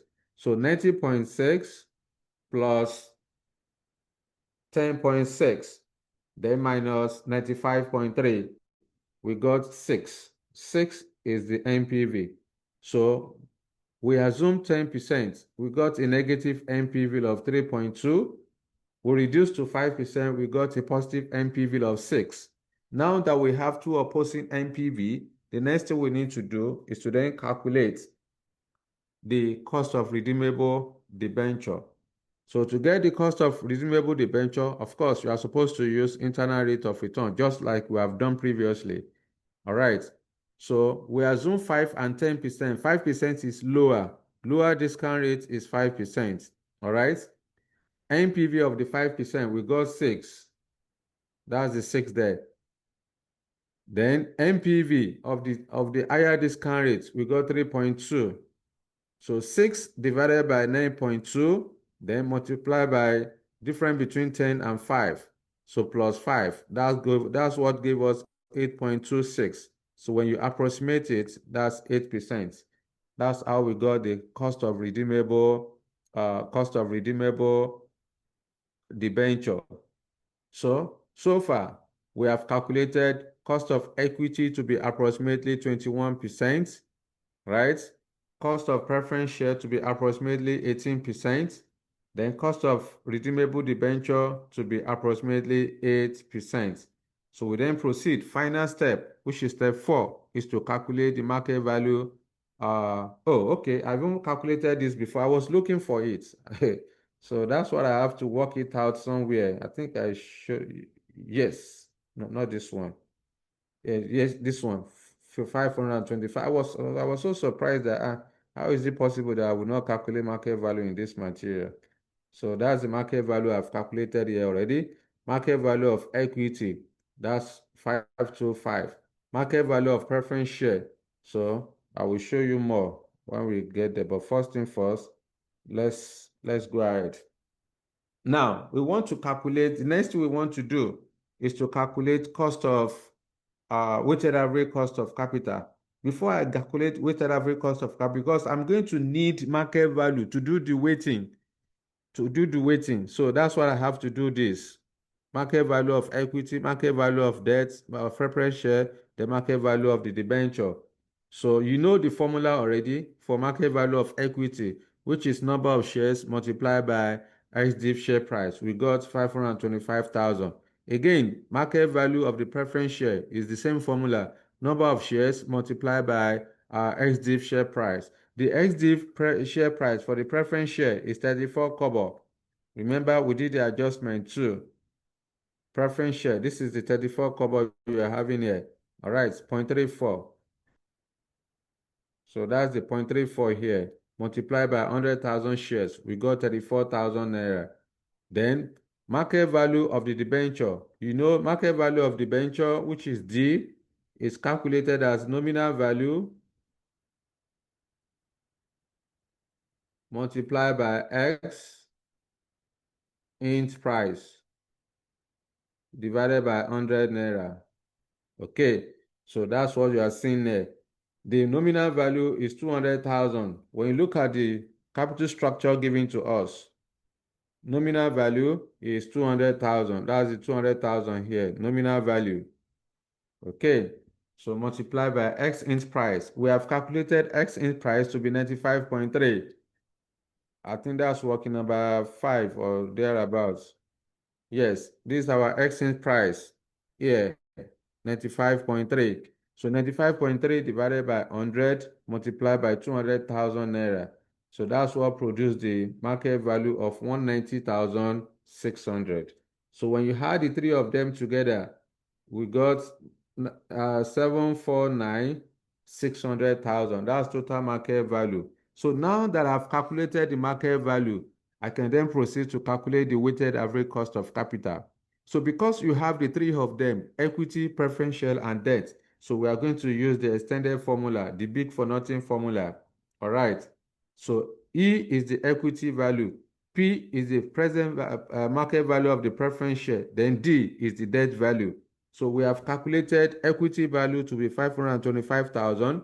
The total market value is 749,600 multiplied by cost of equity. Cost of equity, we calculated 21%. Okay, that's 21%. Cost of preference share, we calculated 18%. Cost of the debenture, we calculated 8%. Okay, so equity value divided by the total value multiplied by 21%. That's what produced 14.71%. The market value of the preference share is 34,000 naira based on what we have in this table, 34,000. So 34,000 divided by total value of 749,600 multiplied by 18%. We got 0.82%. Finally, the market value of the debenture is 190,600 based on our calculation here. That's the 190,600 divided by total value of 749,600 multiplied by after-tax cost of debt of 8%. So here there is no need for you to do 1 minus tax again because you've already adjusted for tax. How do I mean by that? When I was calculating the cost of redeemable debenture, we've already adjusted for tax. All right. So we have adjusted for tax here. That's how we arrive at this 6. We have adjusted for 1 minus tax here. So we use this 6 to calculate the cost of debenture that produce the 8%. So there is no need for you to do another adjustment again. So just ignore 1 minus tax. All right. So when you do that, we got 2.03. When you add everything together, we got 17.56. So approximately the weighted average cost of capital of Courage PSC is 18%. So here I use the formula. I also produced alternative solution, all right, using the tabular method. So like I said, anyone that is more convenient for you is what you should use. All right, we have calculated market value to be 525 of equity, market value of preference share to be 34,000, market value of the debenture to be 190,600, total is 749,600. We calculated cost of equity to be approximately 21%, market value of the preference share to be approximately 18%, market value of the debenture, redeemable debenture, to be approximately 8%. Therefore, 525,000 multiplied by 21% will give us 110,250. 34,000 naira multiplied by 18% will give us 6,120. Then 190,600 multiplied by 8% will give us 15,525. When you add everything together, the ash total is 131,618. So the total market value is 749,600. Therefore, to get the WACC, ash total divided by the total market value. Ash total is 131,618. Total value is 749,600. Then multiply by 100%. We got 17.56. So approximately is the same thing as 18%. So that is how to calculate market value. This is how to calculate weighted average cost of capital. All right. So what is unique in this particular question is how to calculate present value where tax is paid in arrears. That's what we have not done previously. And I have to use this particular question to demonstrate it so that when you are given such a question on the day of your exam, you should know what to do. You have to shine your eye. It's not all the time that your tax will be paid in the current year. So if examiner was specific, telling you that tax will be paid 1 year in arrears, so in that case, the annuity factor you are going to calculate will not start from year 1. It has to start from year 2. If the security will mature in the next 5 years, instead of you to do year 1 to 5, all right, you are going to do year 2 to 6. If, for example, maturity days is in 10 years' time, so if you want to calculate annuity factor from year 1 to 10, instead of year 1 to 10, if tax is paid in arrears, it will be from year 2 to 11. So there must be 1 year lag. Then it will extend the year by 1 also. So you need to watch out for that. Okay? So that's basically the end of the question. Let me know if you have any question for me. At this point, we need to move to project-specific cost of capital. Yes, somebody is raising hand. Who is that person? Is the same person? Okay, Amara. Yes, Moses, go ahead. Good evening, sir. Yes, good evening. Go ahead. My own question is very straightforward because the last time we had class, you said today you're going to treat exam, like possible exam questions. So I just want to know if the question one you solved and this particular one, are they possible exam questions? So all this one is mommy. So, of course, now, if I give you this one as an assignment now, if I don't show you all of this, will you know how to do it? Moses. Yes, now. Don't worry. We are getting there little by little. All right. The question we solve under equity PSC is an exam question. All right. It's an exam question. You can see this is not a small question. You have to shine your eye. You have to shine your eye. Okay. So that's that. Let's have, again, let me know if you have any question for me before we move to, I want us to talk about project specific so that the remaining minutes that we have, I will use it to explain the concept. In our next class, we do calculation, then we do weighted average cost of capital, and that will be end of a cost of capital. All right. Yes, Kemi, go ahead.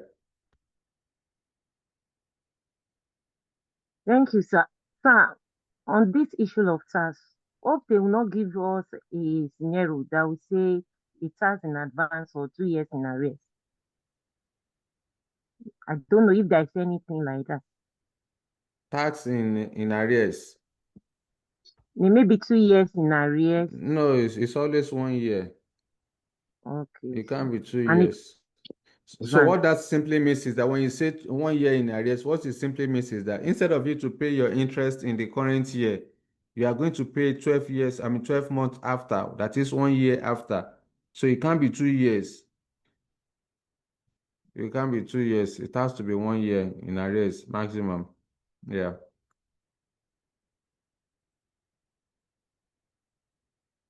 All right. Then somebody is saying hello. Amarachi, you are saying hello. Oh yeah, now talk to me. I'm not sure you are there. All right. So let's talk about project specific. Let me Hello, sir, switch. can you hear me? Go ahead. You raise hand. Please, under post-tax interest, please, that interest of 10, where did you get it from, sir? Interest of 10. Is there in the question? You are given 10% debenture. Under Hold on. You are given okay, debenture. 10%. You are given 10% debenture. Let me see the question again. Which question is even that? This one we just saw now. So according to the question, you are told that, yes, from the first paragraph in the question, you are told that it has also issued 200,000 of 10% debenture. So the term you are asking is from that's the interest rates attached to the value of the debenture. Is there in the question? All right. So after the class, I will share the question with you so that we'll be talking on the same page. You can write it down in your notes. So are you clear now, Amara? Okay, sir. Thank you. All right then. So let me stop sharing this and move to the working notes so that I can explain a project specific cost of capital.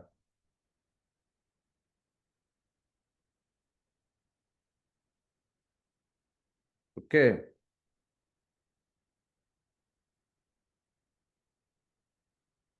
Project specific cost of capital.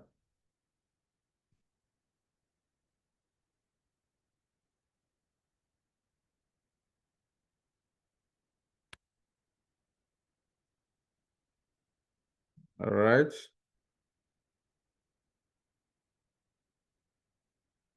Now, I told you that whenever you want to calculate cost of capital, you have to shine your eye. You don't just rush to solving question without understanding the requirements. All right. So when you're asked to calculate cost of capital, you need to ask yourself, is it traditional cost of capital? Is it project specific cost of capital or cost of capital of the combined activities? You must know which one. We just completed traditional weighted of cost of capital. Now, the next thing we want to discuss is the project-specific cost of capital. What do you mean by project-specific cost of capital? When do you estimate project-specific cost of capital? How do you estimate project-specific cost of capital? That's what we want to discuss. All right, so let me put it down for you. Now, the project-specific cost of capital is computed when a company is diversifying. Because of time, let me just put it down once and for all. This is computed. This is computed when a company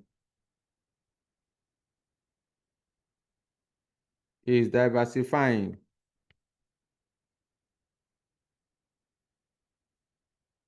or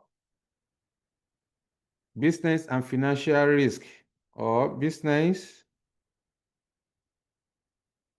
and financial risk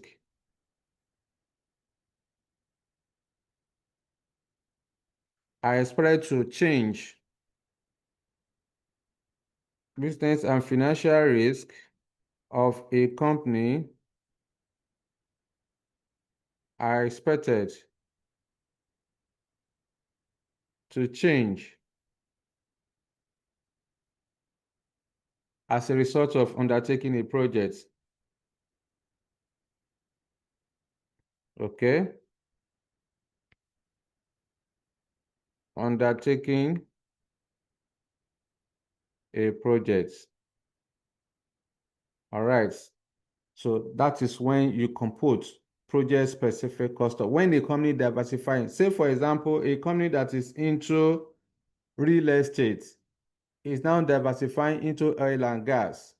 The risk in education, sorry, the risk in real estate is different from the risk in oil and gas. So once a company is diversifying to another industry, moving from one industry to another industry, the company will be exposed to business risk. All right. So in addition to that, if the company needs to borrow money to finance a project in the oil and gas, then the company may also be exposed to financial risk. So when business and financial risk of a company are expected to change as a result of undertaking a project, then you need a cost of capital that will be consistent with the risk associated with the business. All right. So let me put it down for you. When a company is diversifying,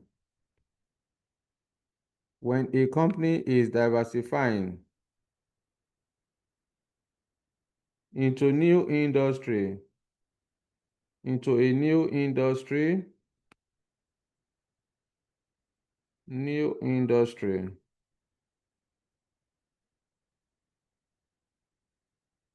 comma, the existing WACC, let me rewrite this one, into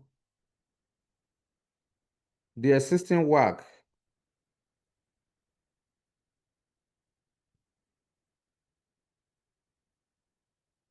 of the company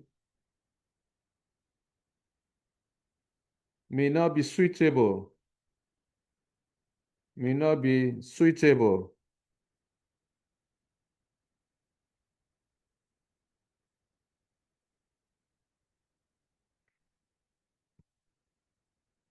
okay, to evaluate a project in the new industry.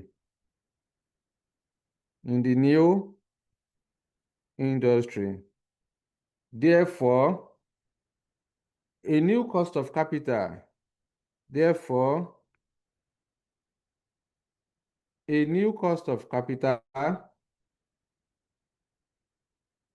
that is consistent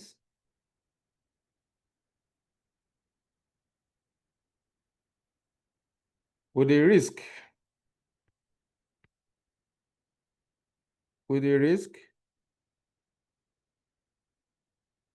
associated with the project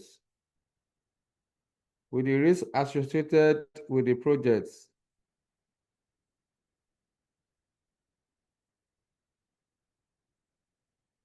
We need to be computed. We need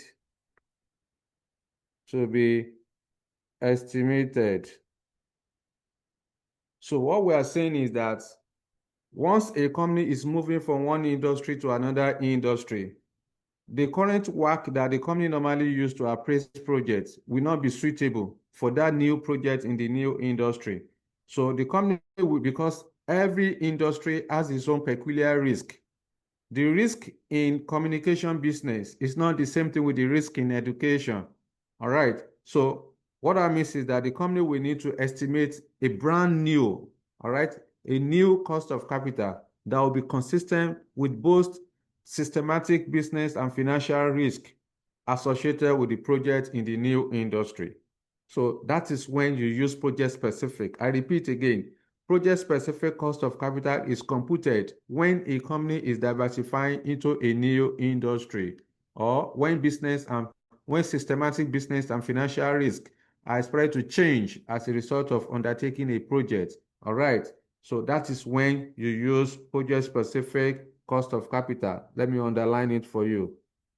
That's the key point there. Because on the day of your exam, you are just going to be, examiner will just tell you calculate cost of capital. How will you know the cost of capital? You may still be using traditional WACC, whereas examiner has already told you in the question that this company is diversifying.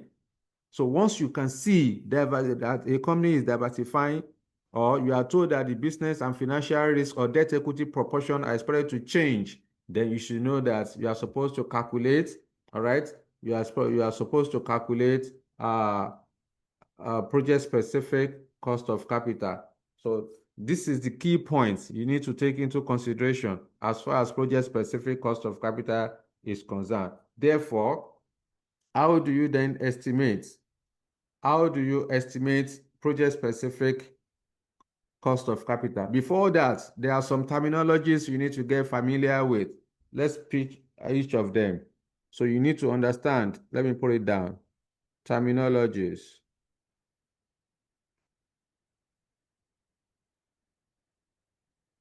So you need to get familiar with all of them, because as we proceed, we are going to be mentioning them. First thing first, you must understand what is business risk.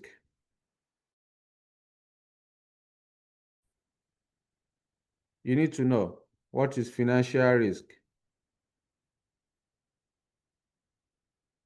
Not only that, we are going to talk about proxy company. Then number 4, you must understand beta. You need to understand beta. What is beta? How do you estimate beta? All right. So let's leave it at this. Of course, under beta, we are supposed to talk about, asset beta. We are going to talk about asset beta.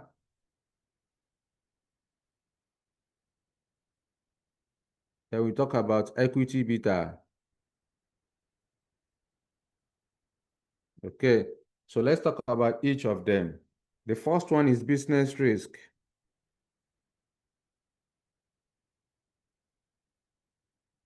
Okay, what do you mean by business risk? This is the risk associated with the industry where a company operates. All right, business risk is the risk associated with the industry where a company operates. This is the risk associated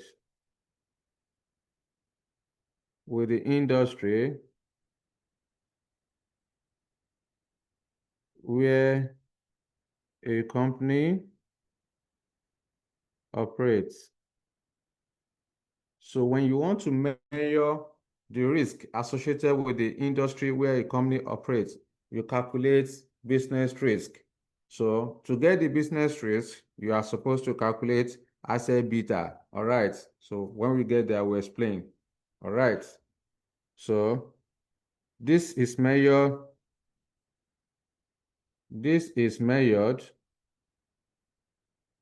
by assets beta. Okay, we'll come back to that one later. So let's talk about financial risk. So like I mentioned, if a company is moving from one industry to another industry, let's say, for example, equity professional. Equity professional is into education business. If equity decide tomorrow that you want to diversify into communication or into real estate, so equity is moving from education business to real estate. The risk associated with education business is different from the risk associated with the real estate. Therefore, when I want to measure if equity wants to execute a project in the real estate, I cannot use the cost of capital that equity normally use under education business to go and appraise projects in the real estate. So Equity Professional Limited will need to estimate a cost of capital that will be consistent with the risk associated with the real estate industry. All right, so that is when I want to measure the risk associated with the real estate, I need business risk. To measure, to calculate business risk, I need to calculate asset beta, because asset beta measures only business risk. So that is what you need to understand. Then the next one is financial risk.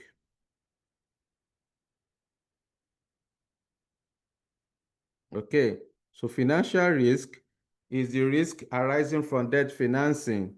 All right, this is the risk. Let me rewrite it. This is the risk arising from debt financing.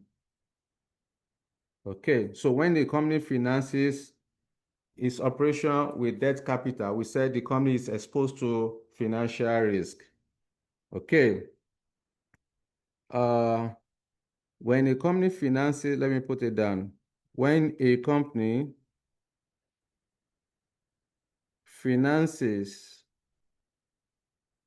its operation or projects with debt capital, the company may be exposed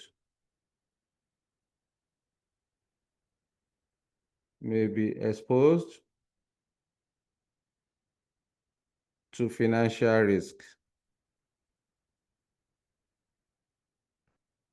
Okay, so that is that. The financial risk is measured by equity beta.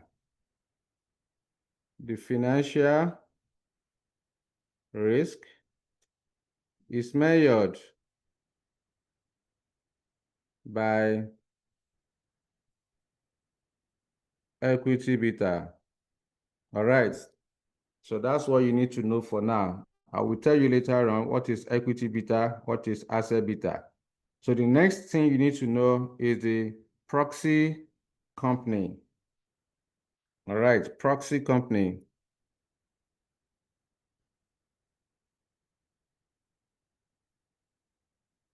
So this is also known as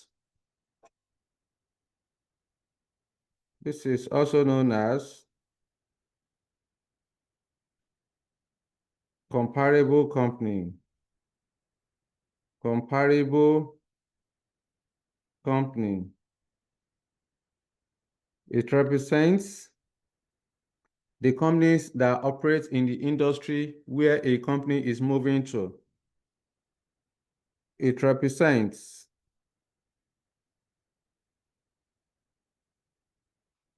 the company, let me write it.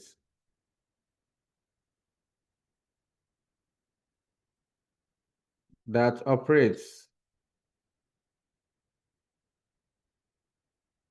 in the new industry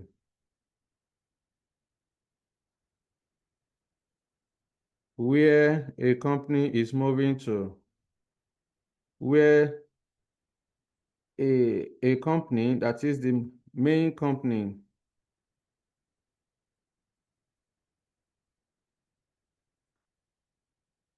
is moving to. Okay. It is assumed that both the proxy company and the main company have similar business risk.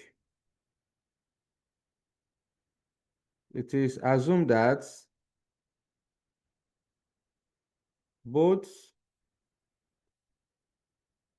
the proxy and main company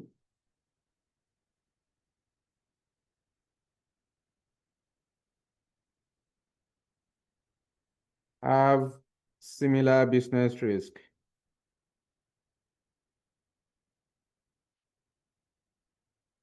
Okay.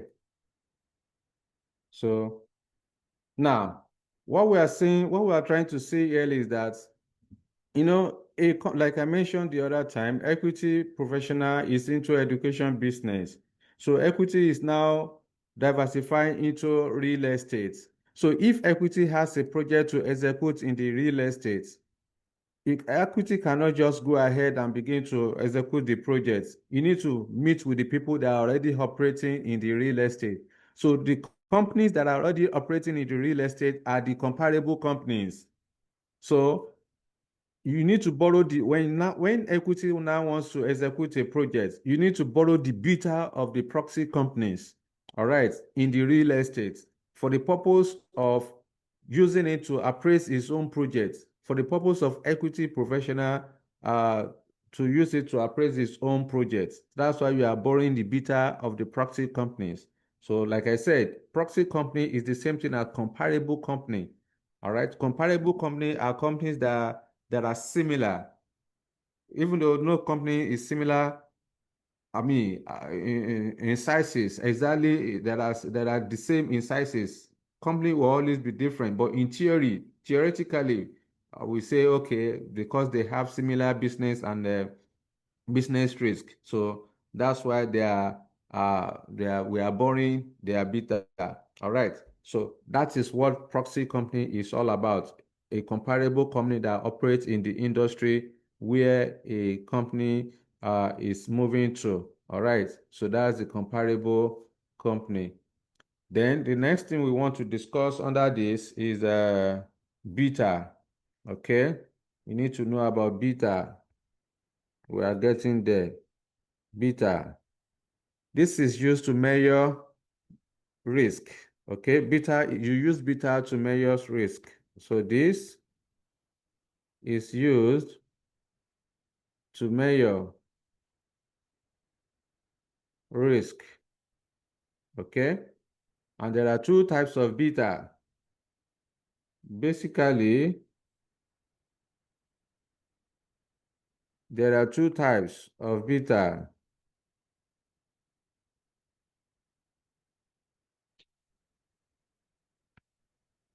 Okay,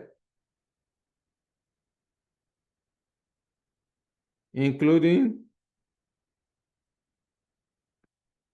number one, asset beta.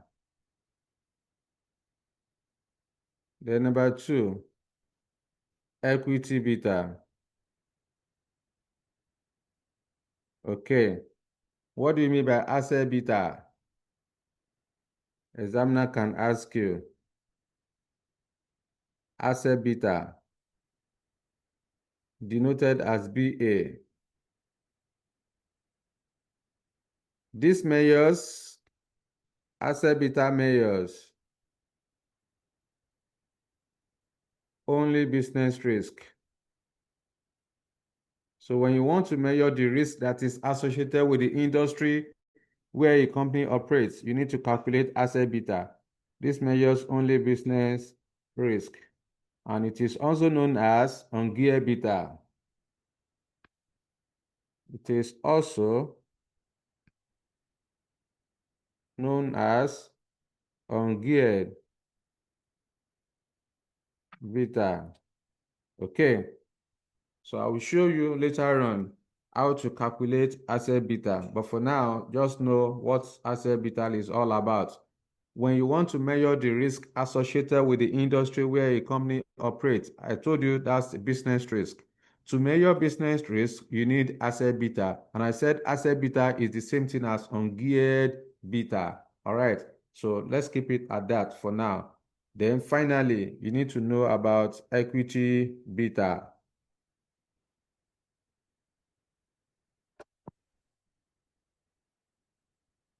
Equity beta, that's the beta equity of a gear.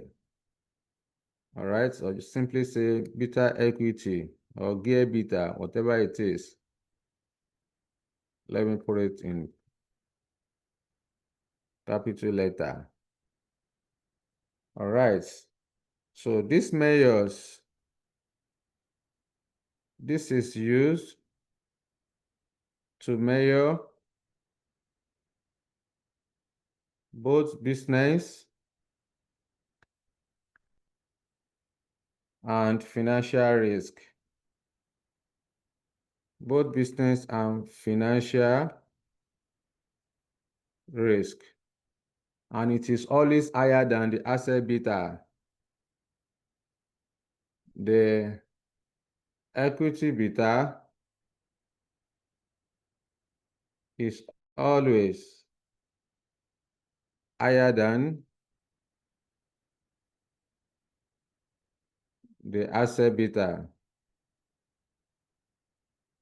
However, when a company is only financed with equity,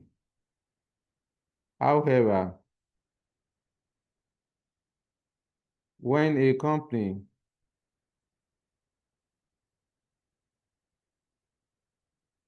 is only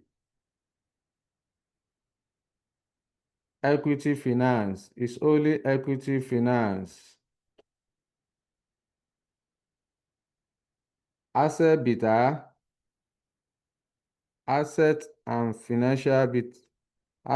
equity beta, asset and equity beta will be the same.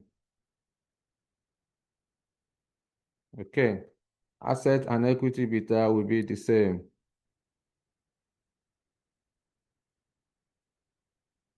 So if the company is 100% equity, there's no debt.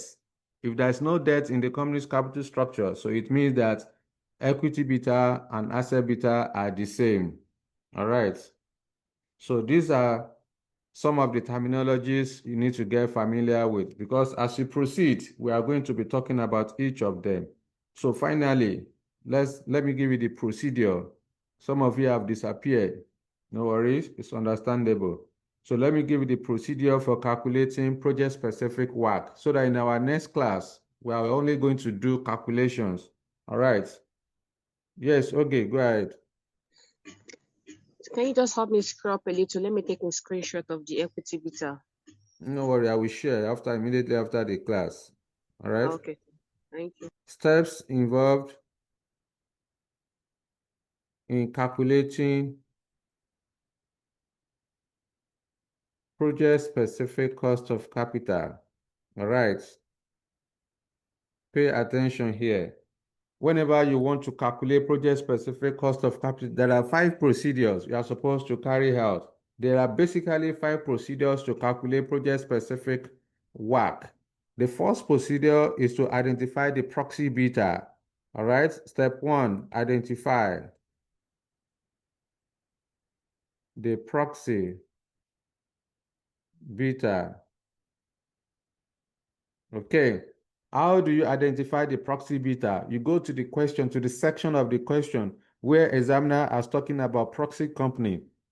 When you see a company that is different from the main company, then that company is the proxy company. So you go and check the information given to you about the proxy company. Once you can see beta of the proxy company, so that is the proxy company, proxy beta.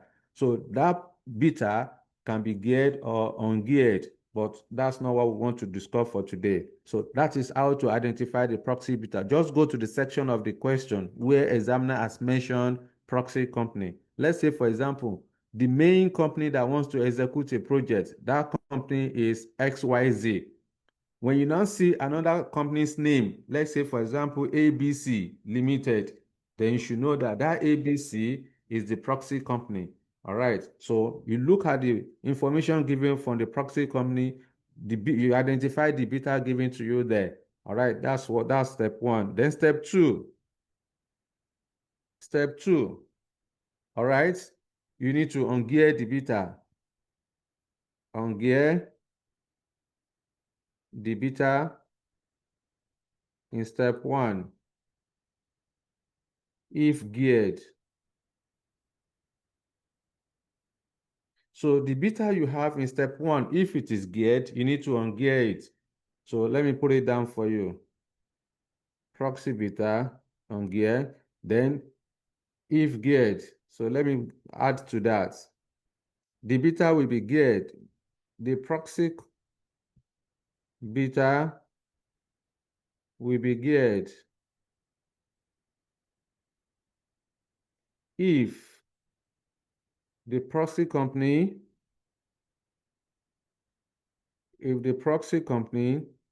has debts, that is bonds, debenture, loan notes, or bank loan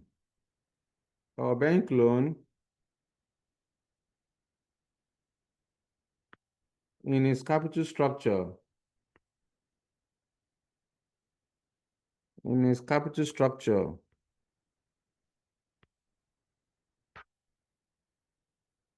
What's wrong with you? In its capital structure. So once you can see any form of debt in the proxy company capital structure, it means that the beta in step one is geared. So the beta is geared if the company has debt in its capital structure. So how do you then ungear it? How do you ungear the beta? There are two different formulas. So to calculate the asset beta, the beta will need to be ungeared using the formula below. Let me put it down. The beta will need to be ungeared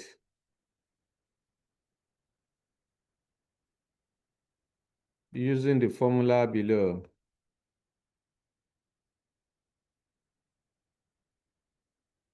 So you want to calculate asset beta. Remember, I said asset beta is the same thing as ungeared beta. So asset beta, which is BA, is calculated as beta equity of a geared multiplied by equity value divided by equity value plus debt value 1 minus tax. Okay, so remember what I told you when we started. I've already warned you that you can't do much in SFM if you cannot memorize formulas, because financial management is formula driven. That's why it is different from any other subjects. You must be able to memorize formulas. So this is the formula you are going to use to ungear if it is geared. You use this formula where debt beta is assumed to be risk-free. All right. In fact, let me put it down clearly. Okay. Number A, where debt beta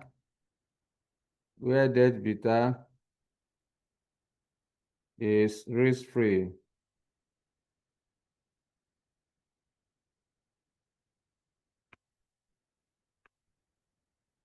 That is equal to 0. All right.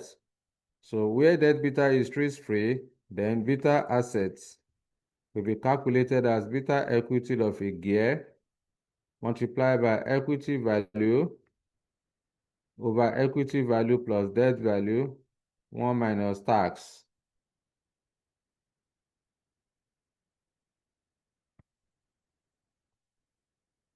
1 minus tax. So that's that.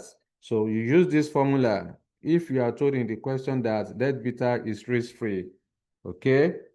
But if in the question you are given value for your debt beta, then you cannot use this formula. You have to use extended formula. So this will then be, of course, number B now, where debt beta is BD, is given, where debt beta is given. Then in this case, you are going to use extended formula.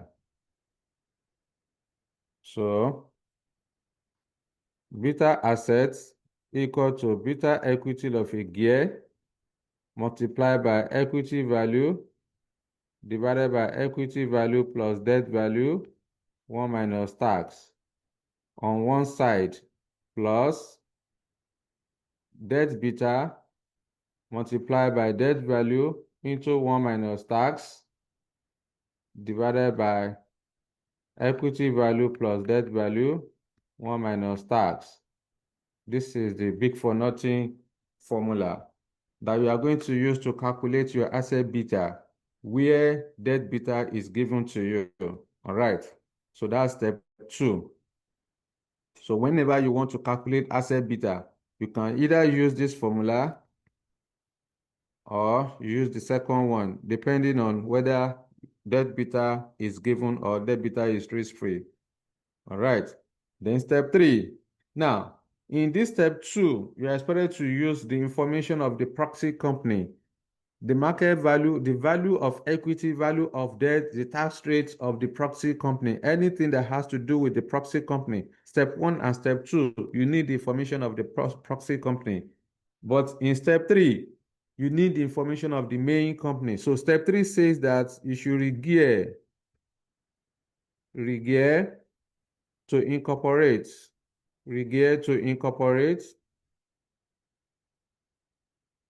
financial risk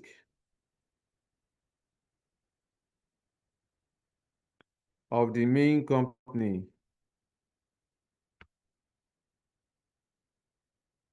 Okay. Regear to incorporate the financial risk of the main company. All right. So that is, you need to calculate beta equity of a gear. All right. You need to calculate beta equity of a gear. In this step 3, the information of the main company should be used. Okay, let me put it down. In step 3, the value of equity or the debt equity proportion, value of equity and debts, including the tax rates, of the main company should be used. So this is important so that you don't give what belongs to Peter to Paul. You must know what to do at the right time. All right, so whenever you want to regear, there are 2 different formulas you can use. Again, depending on whether debt beta is given or debt beta is assumed to be risk-free. The formula below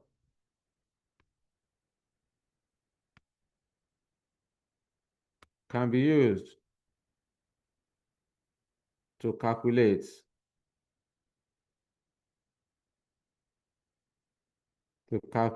gear beta. To calculate gear beta, let me rewrite it. Okay, that is beta equity of a gear. So whenever you want to calculate beta equity of a gear, it depends on whether debt beta is given or debt beta is assumed to be risk-free. So where debt beta is assumed to be risk-free,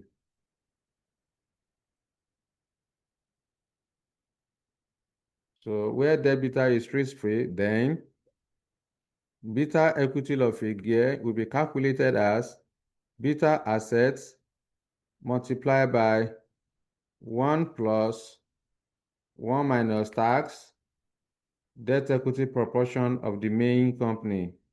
So this is the formula you are supposed to use to calculate beta equity of a gear. And I told you that the beta will be geared if the company has debt in its capital structure. When you can see bank loan, bonds, debenture, or loan notes, then it means that the beta is geared. All right. Okay. Then, of course, number B, where debt beta is given.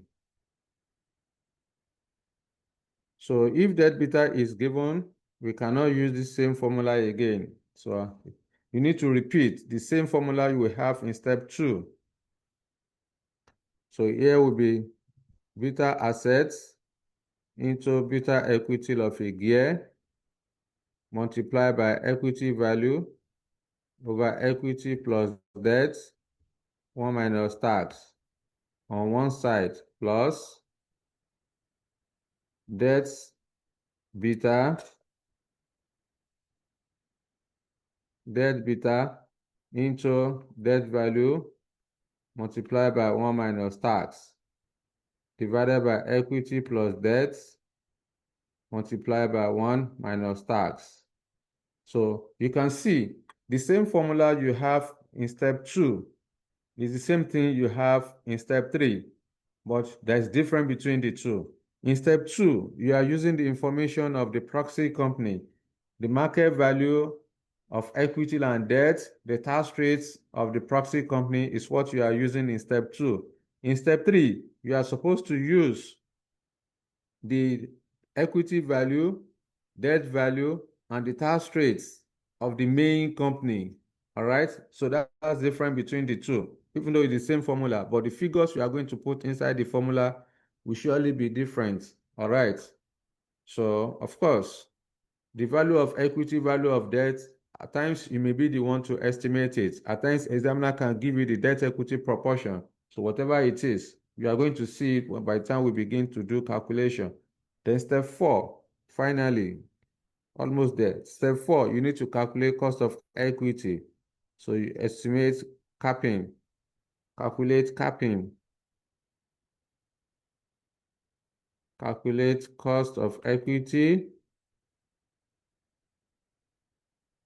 using capping, capital asset pricing model.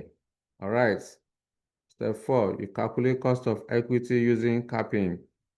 Therefore, cost of equity using capping is calculated as KE, cost of equity, is risk-free rate of return plus beta into market return minus risk-free rate of return. I'm going to define all the variables for you in one place so that you understand it.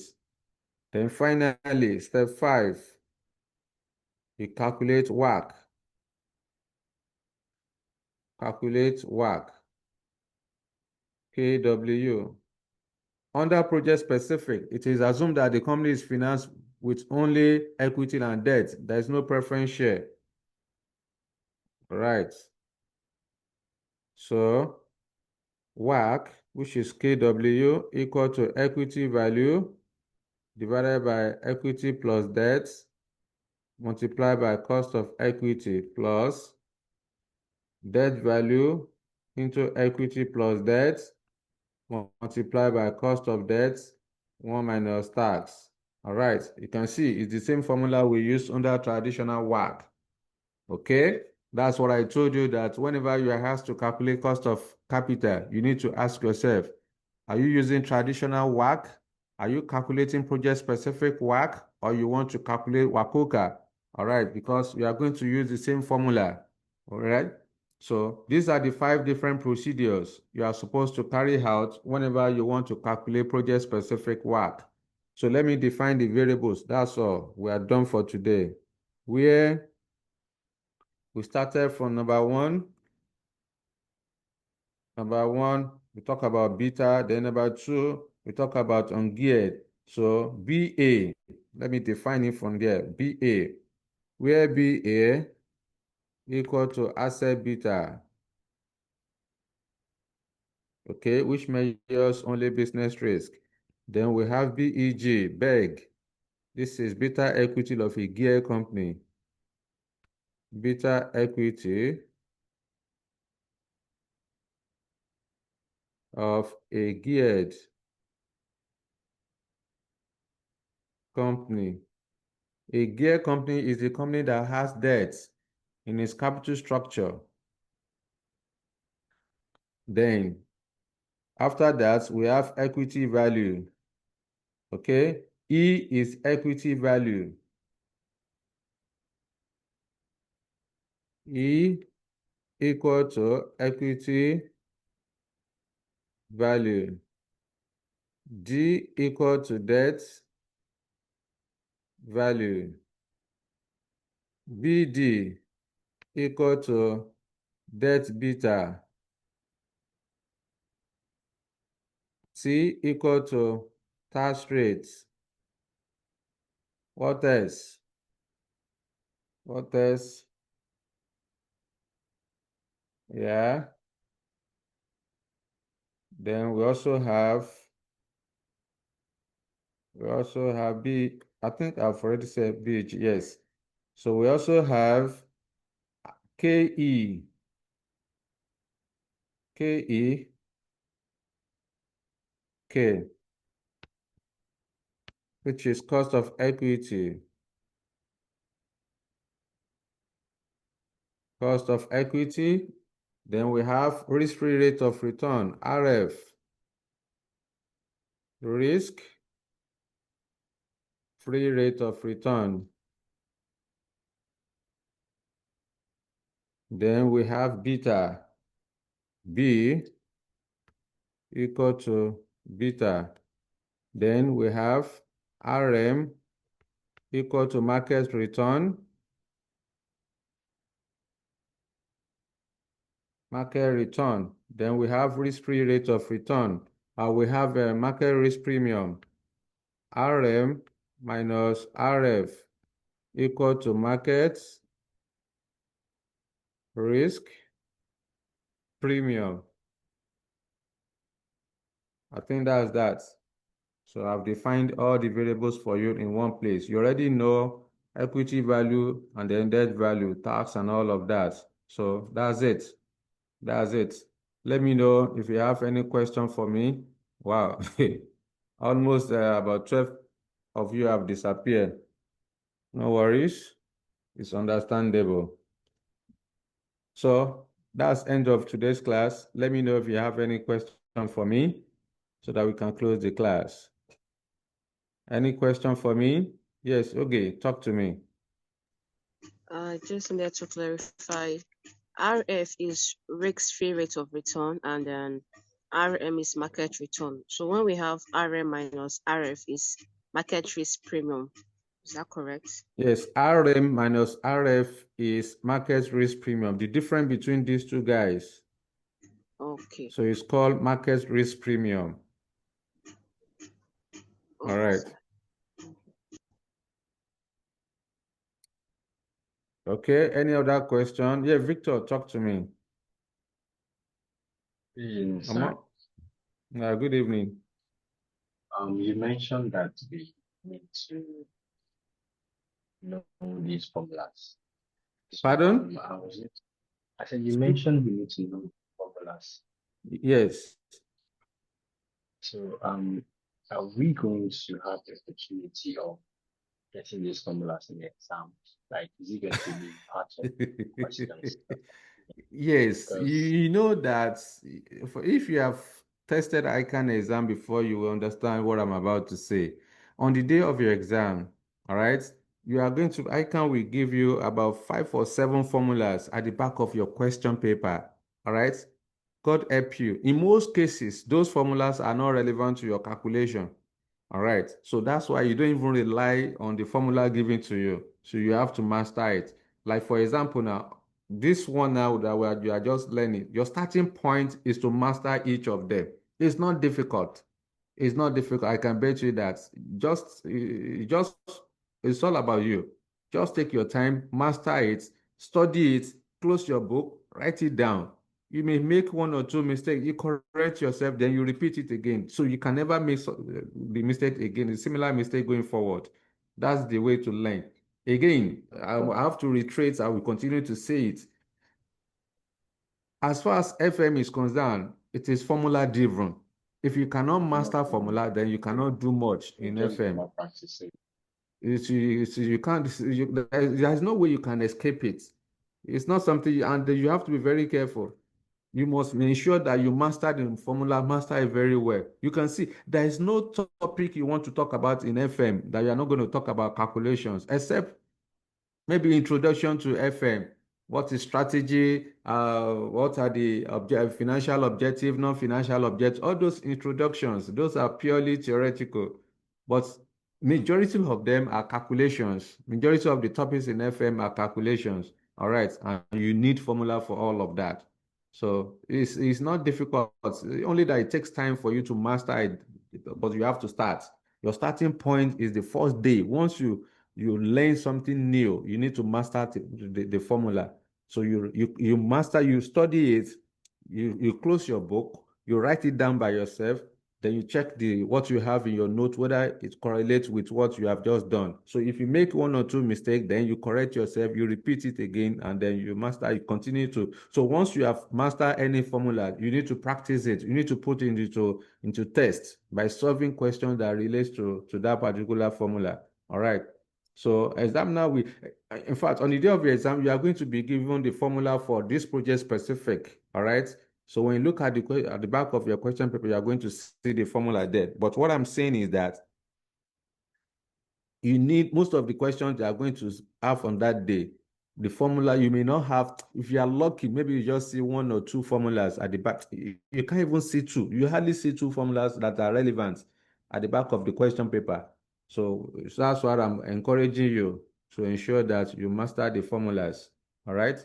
So that's for that. Any other question so that we can close the class? Thank you, sir. You are welcome. So in the absence of no further question, this is where we are going to call it a day. By the grace of God, when next we meet, we are going to be doing calculation. All right, we do calculation under project specific. Then after that, we are going to move to weighted average cost of capital of the combined activity. So give and take, we may likely complete cost of capital in our next class. All right. I want to say thank you everyone for waiting behind, as well as for your patience as well. So in our next class, yes, we'll be rounding up on this. This next class will be the sixth class on cost of capital. We have done enough. All right. We have done enough. All right. So thank you everyone. I will see you next week by the grace of God. Good night. Thank you, sir.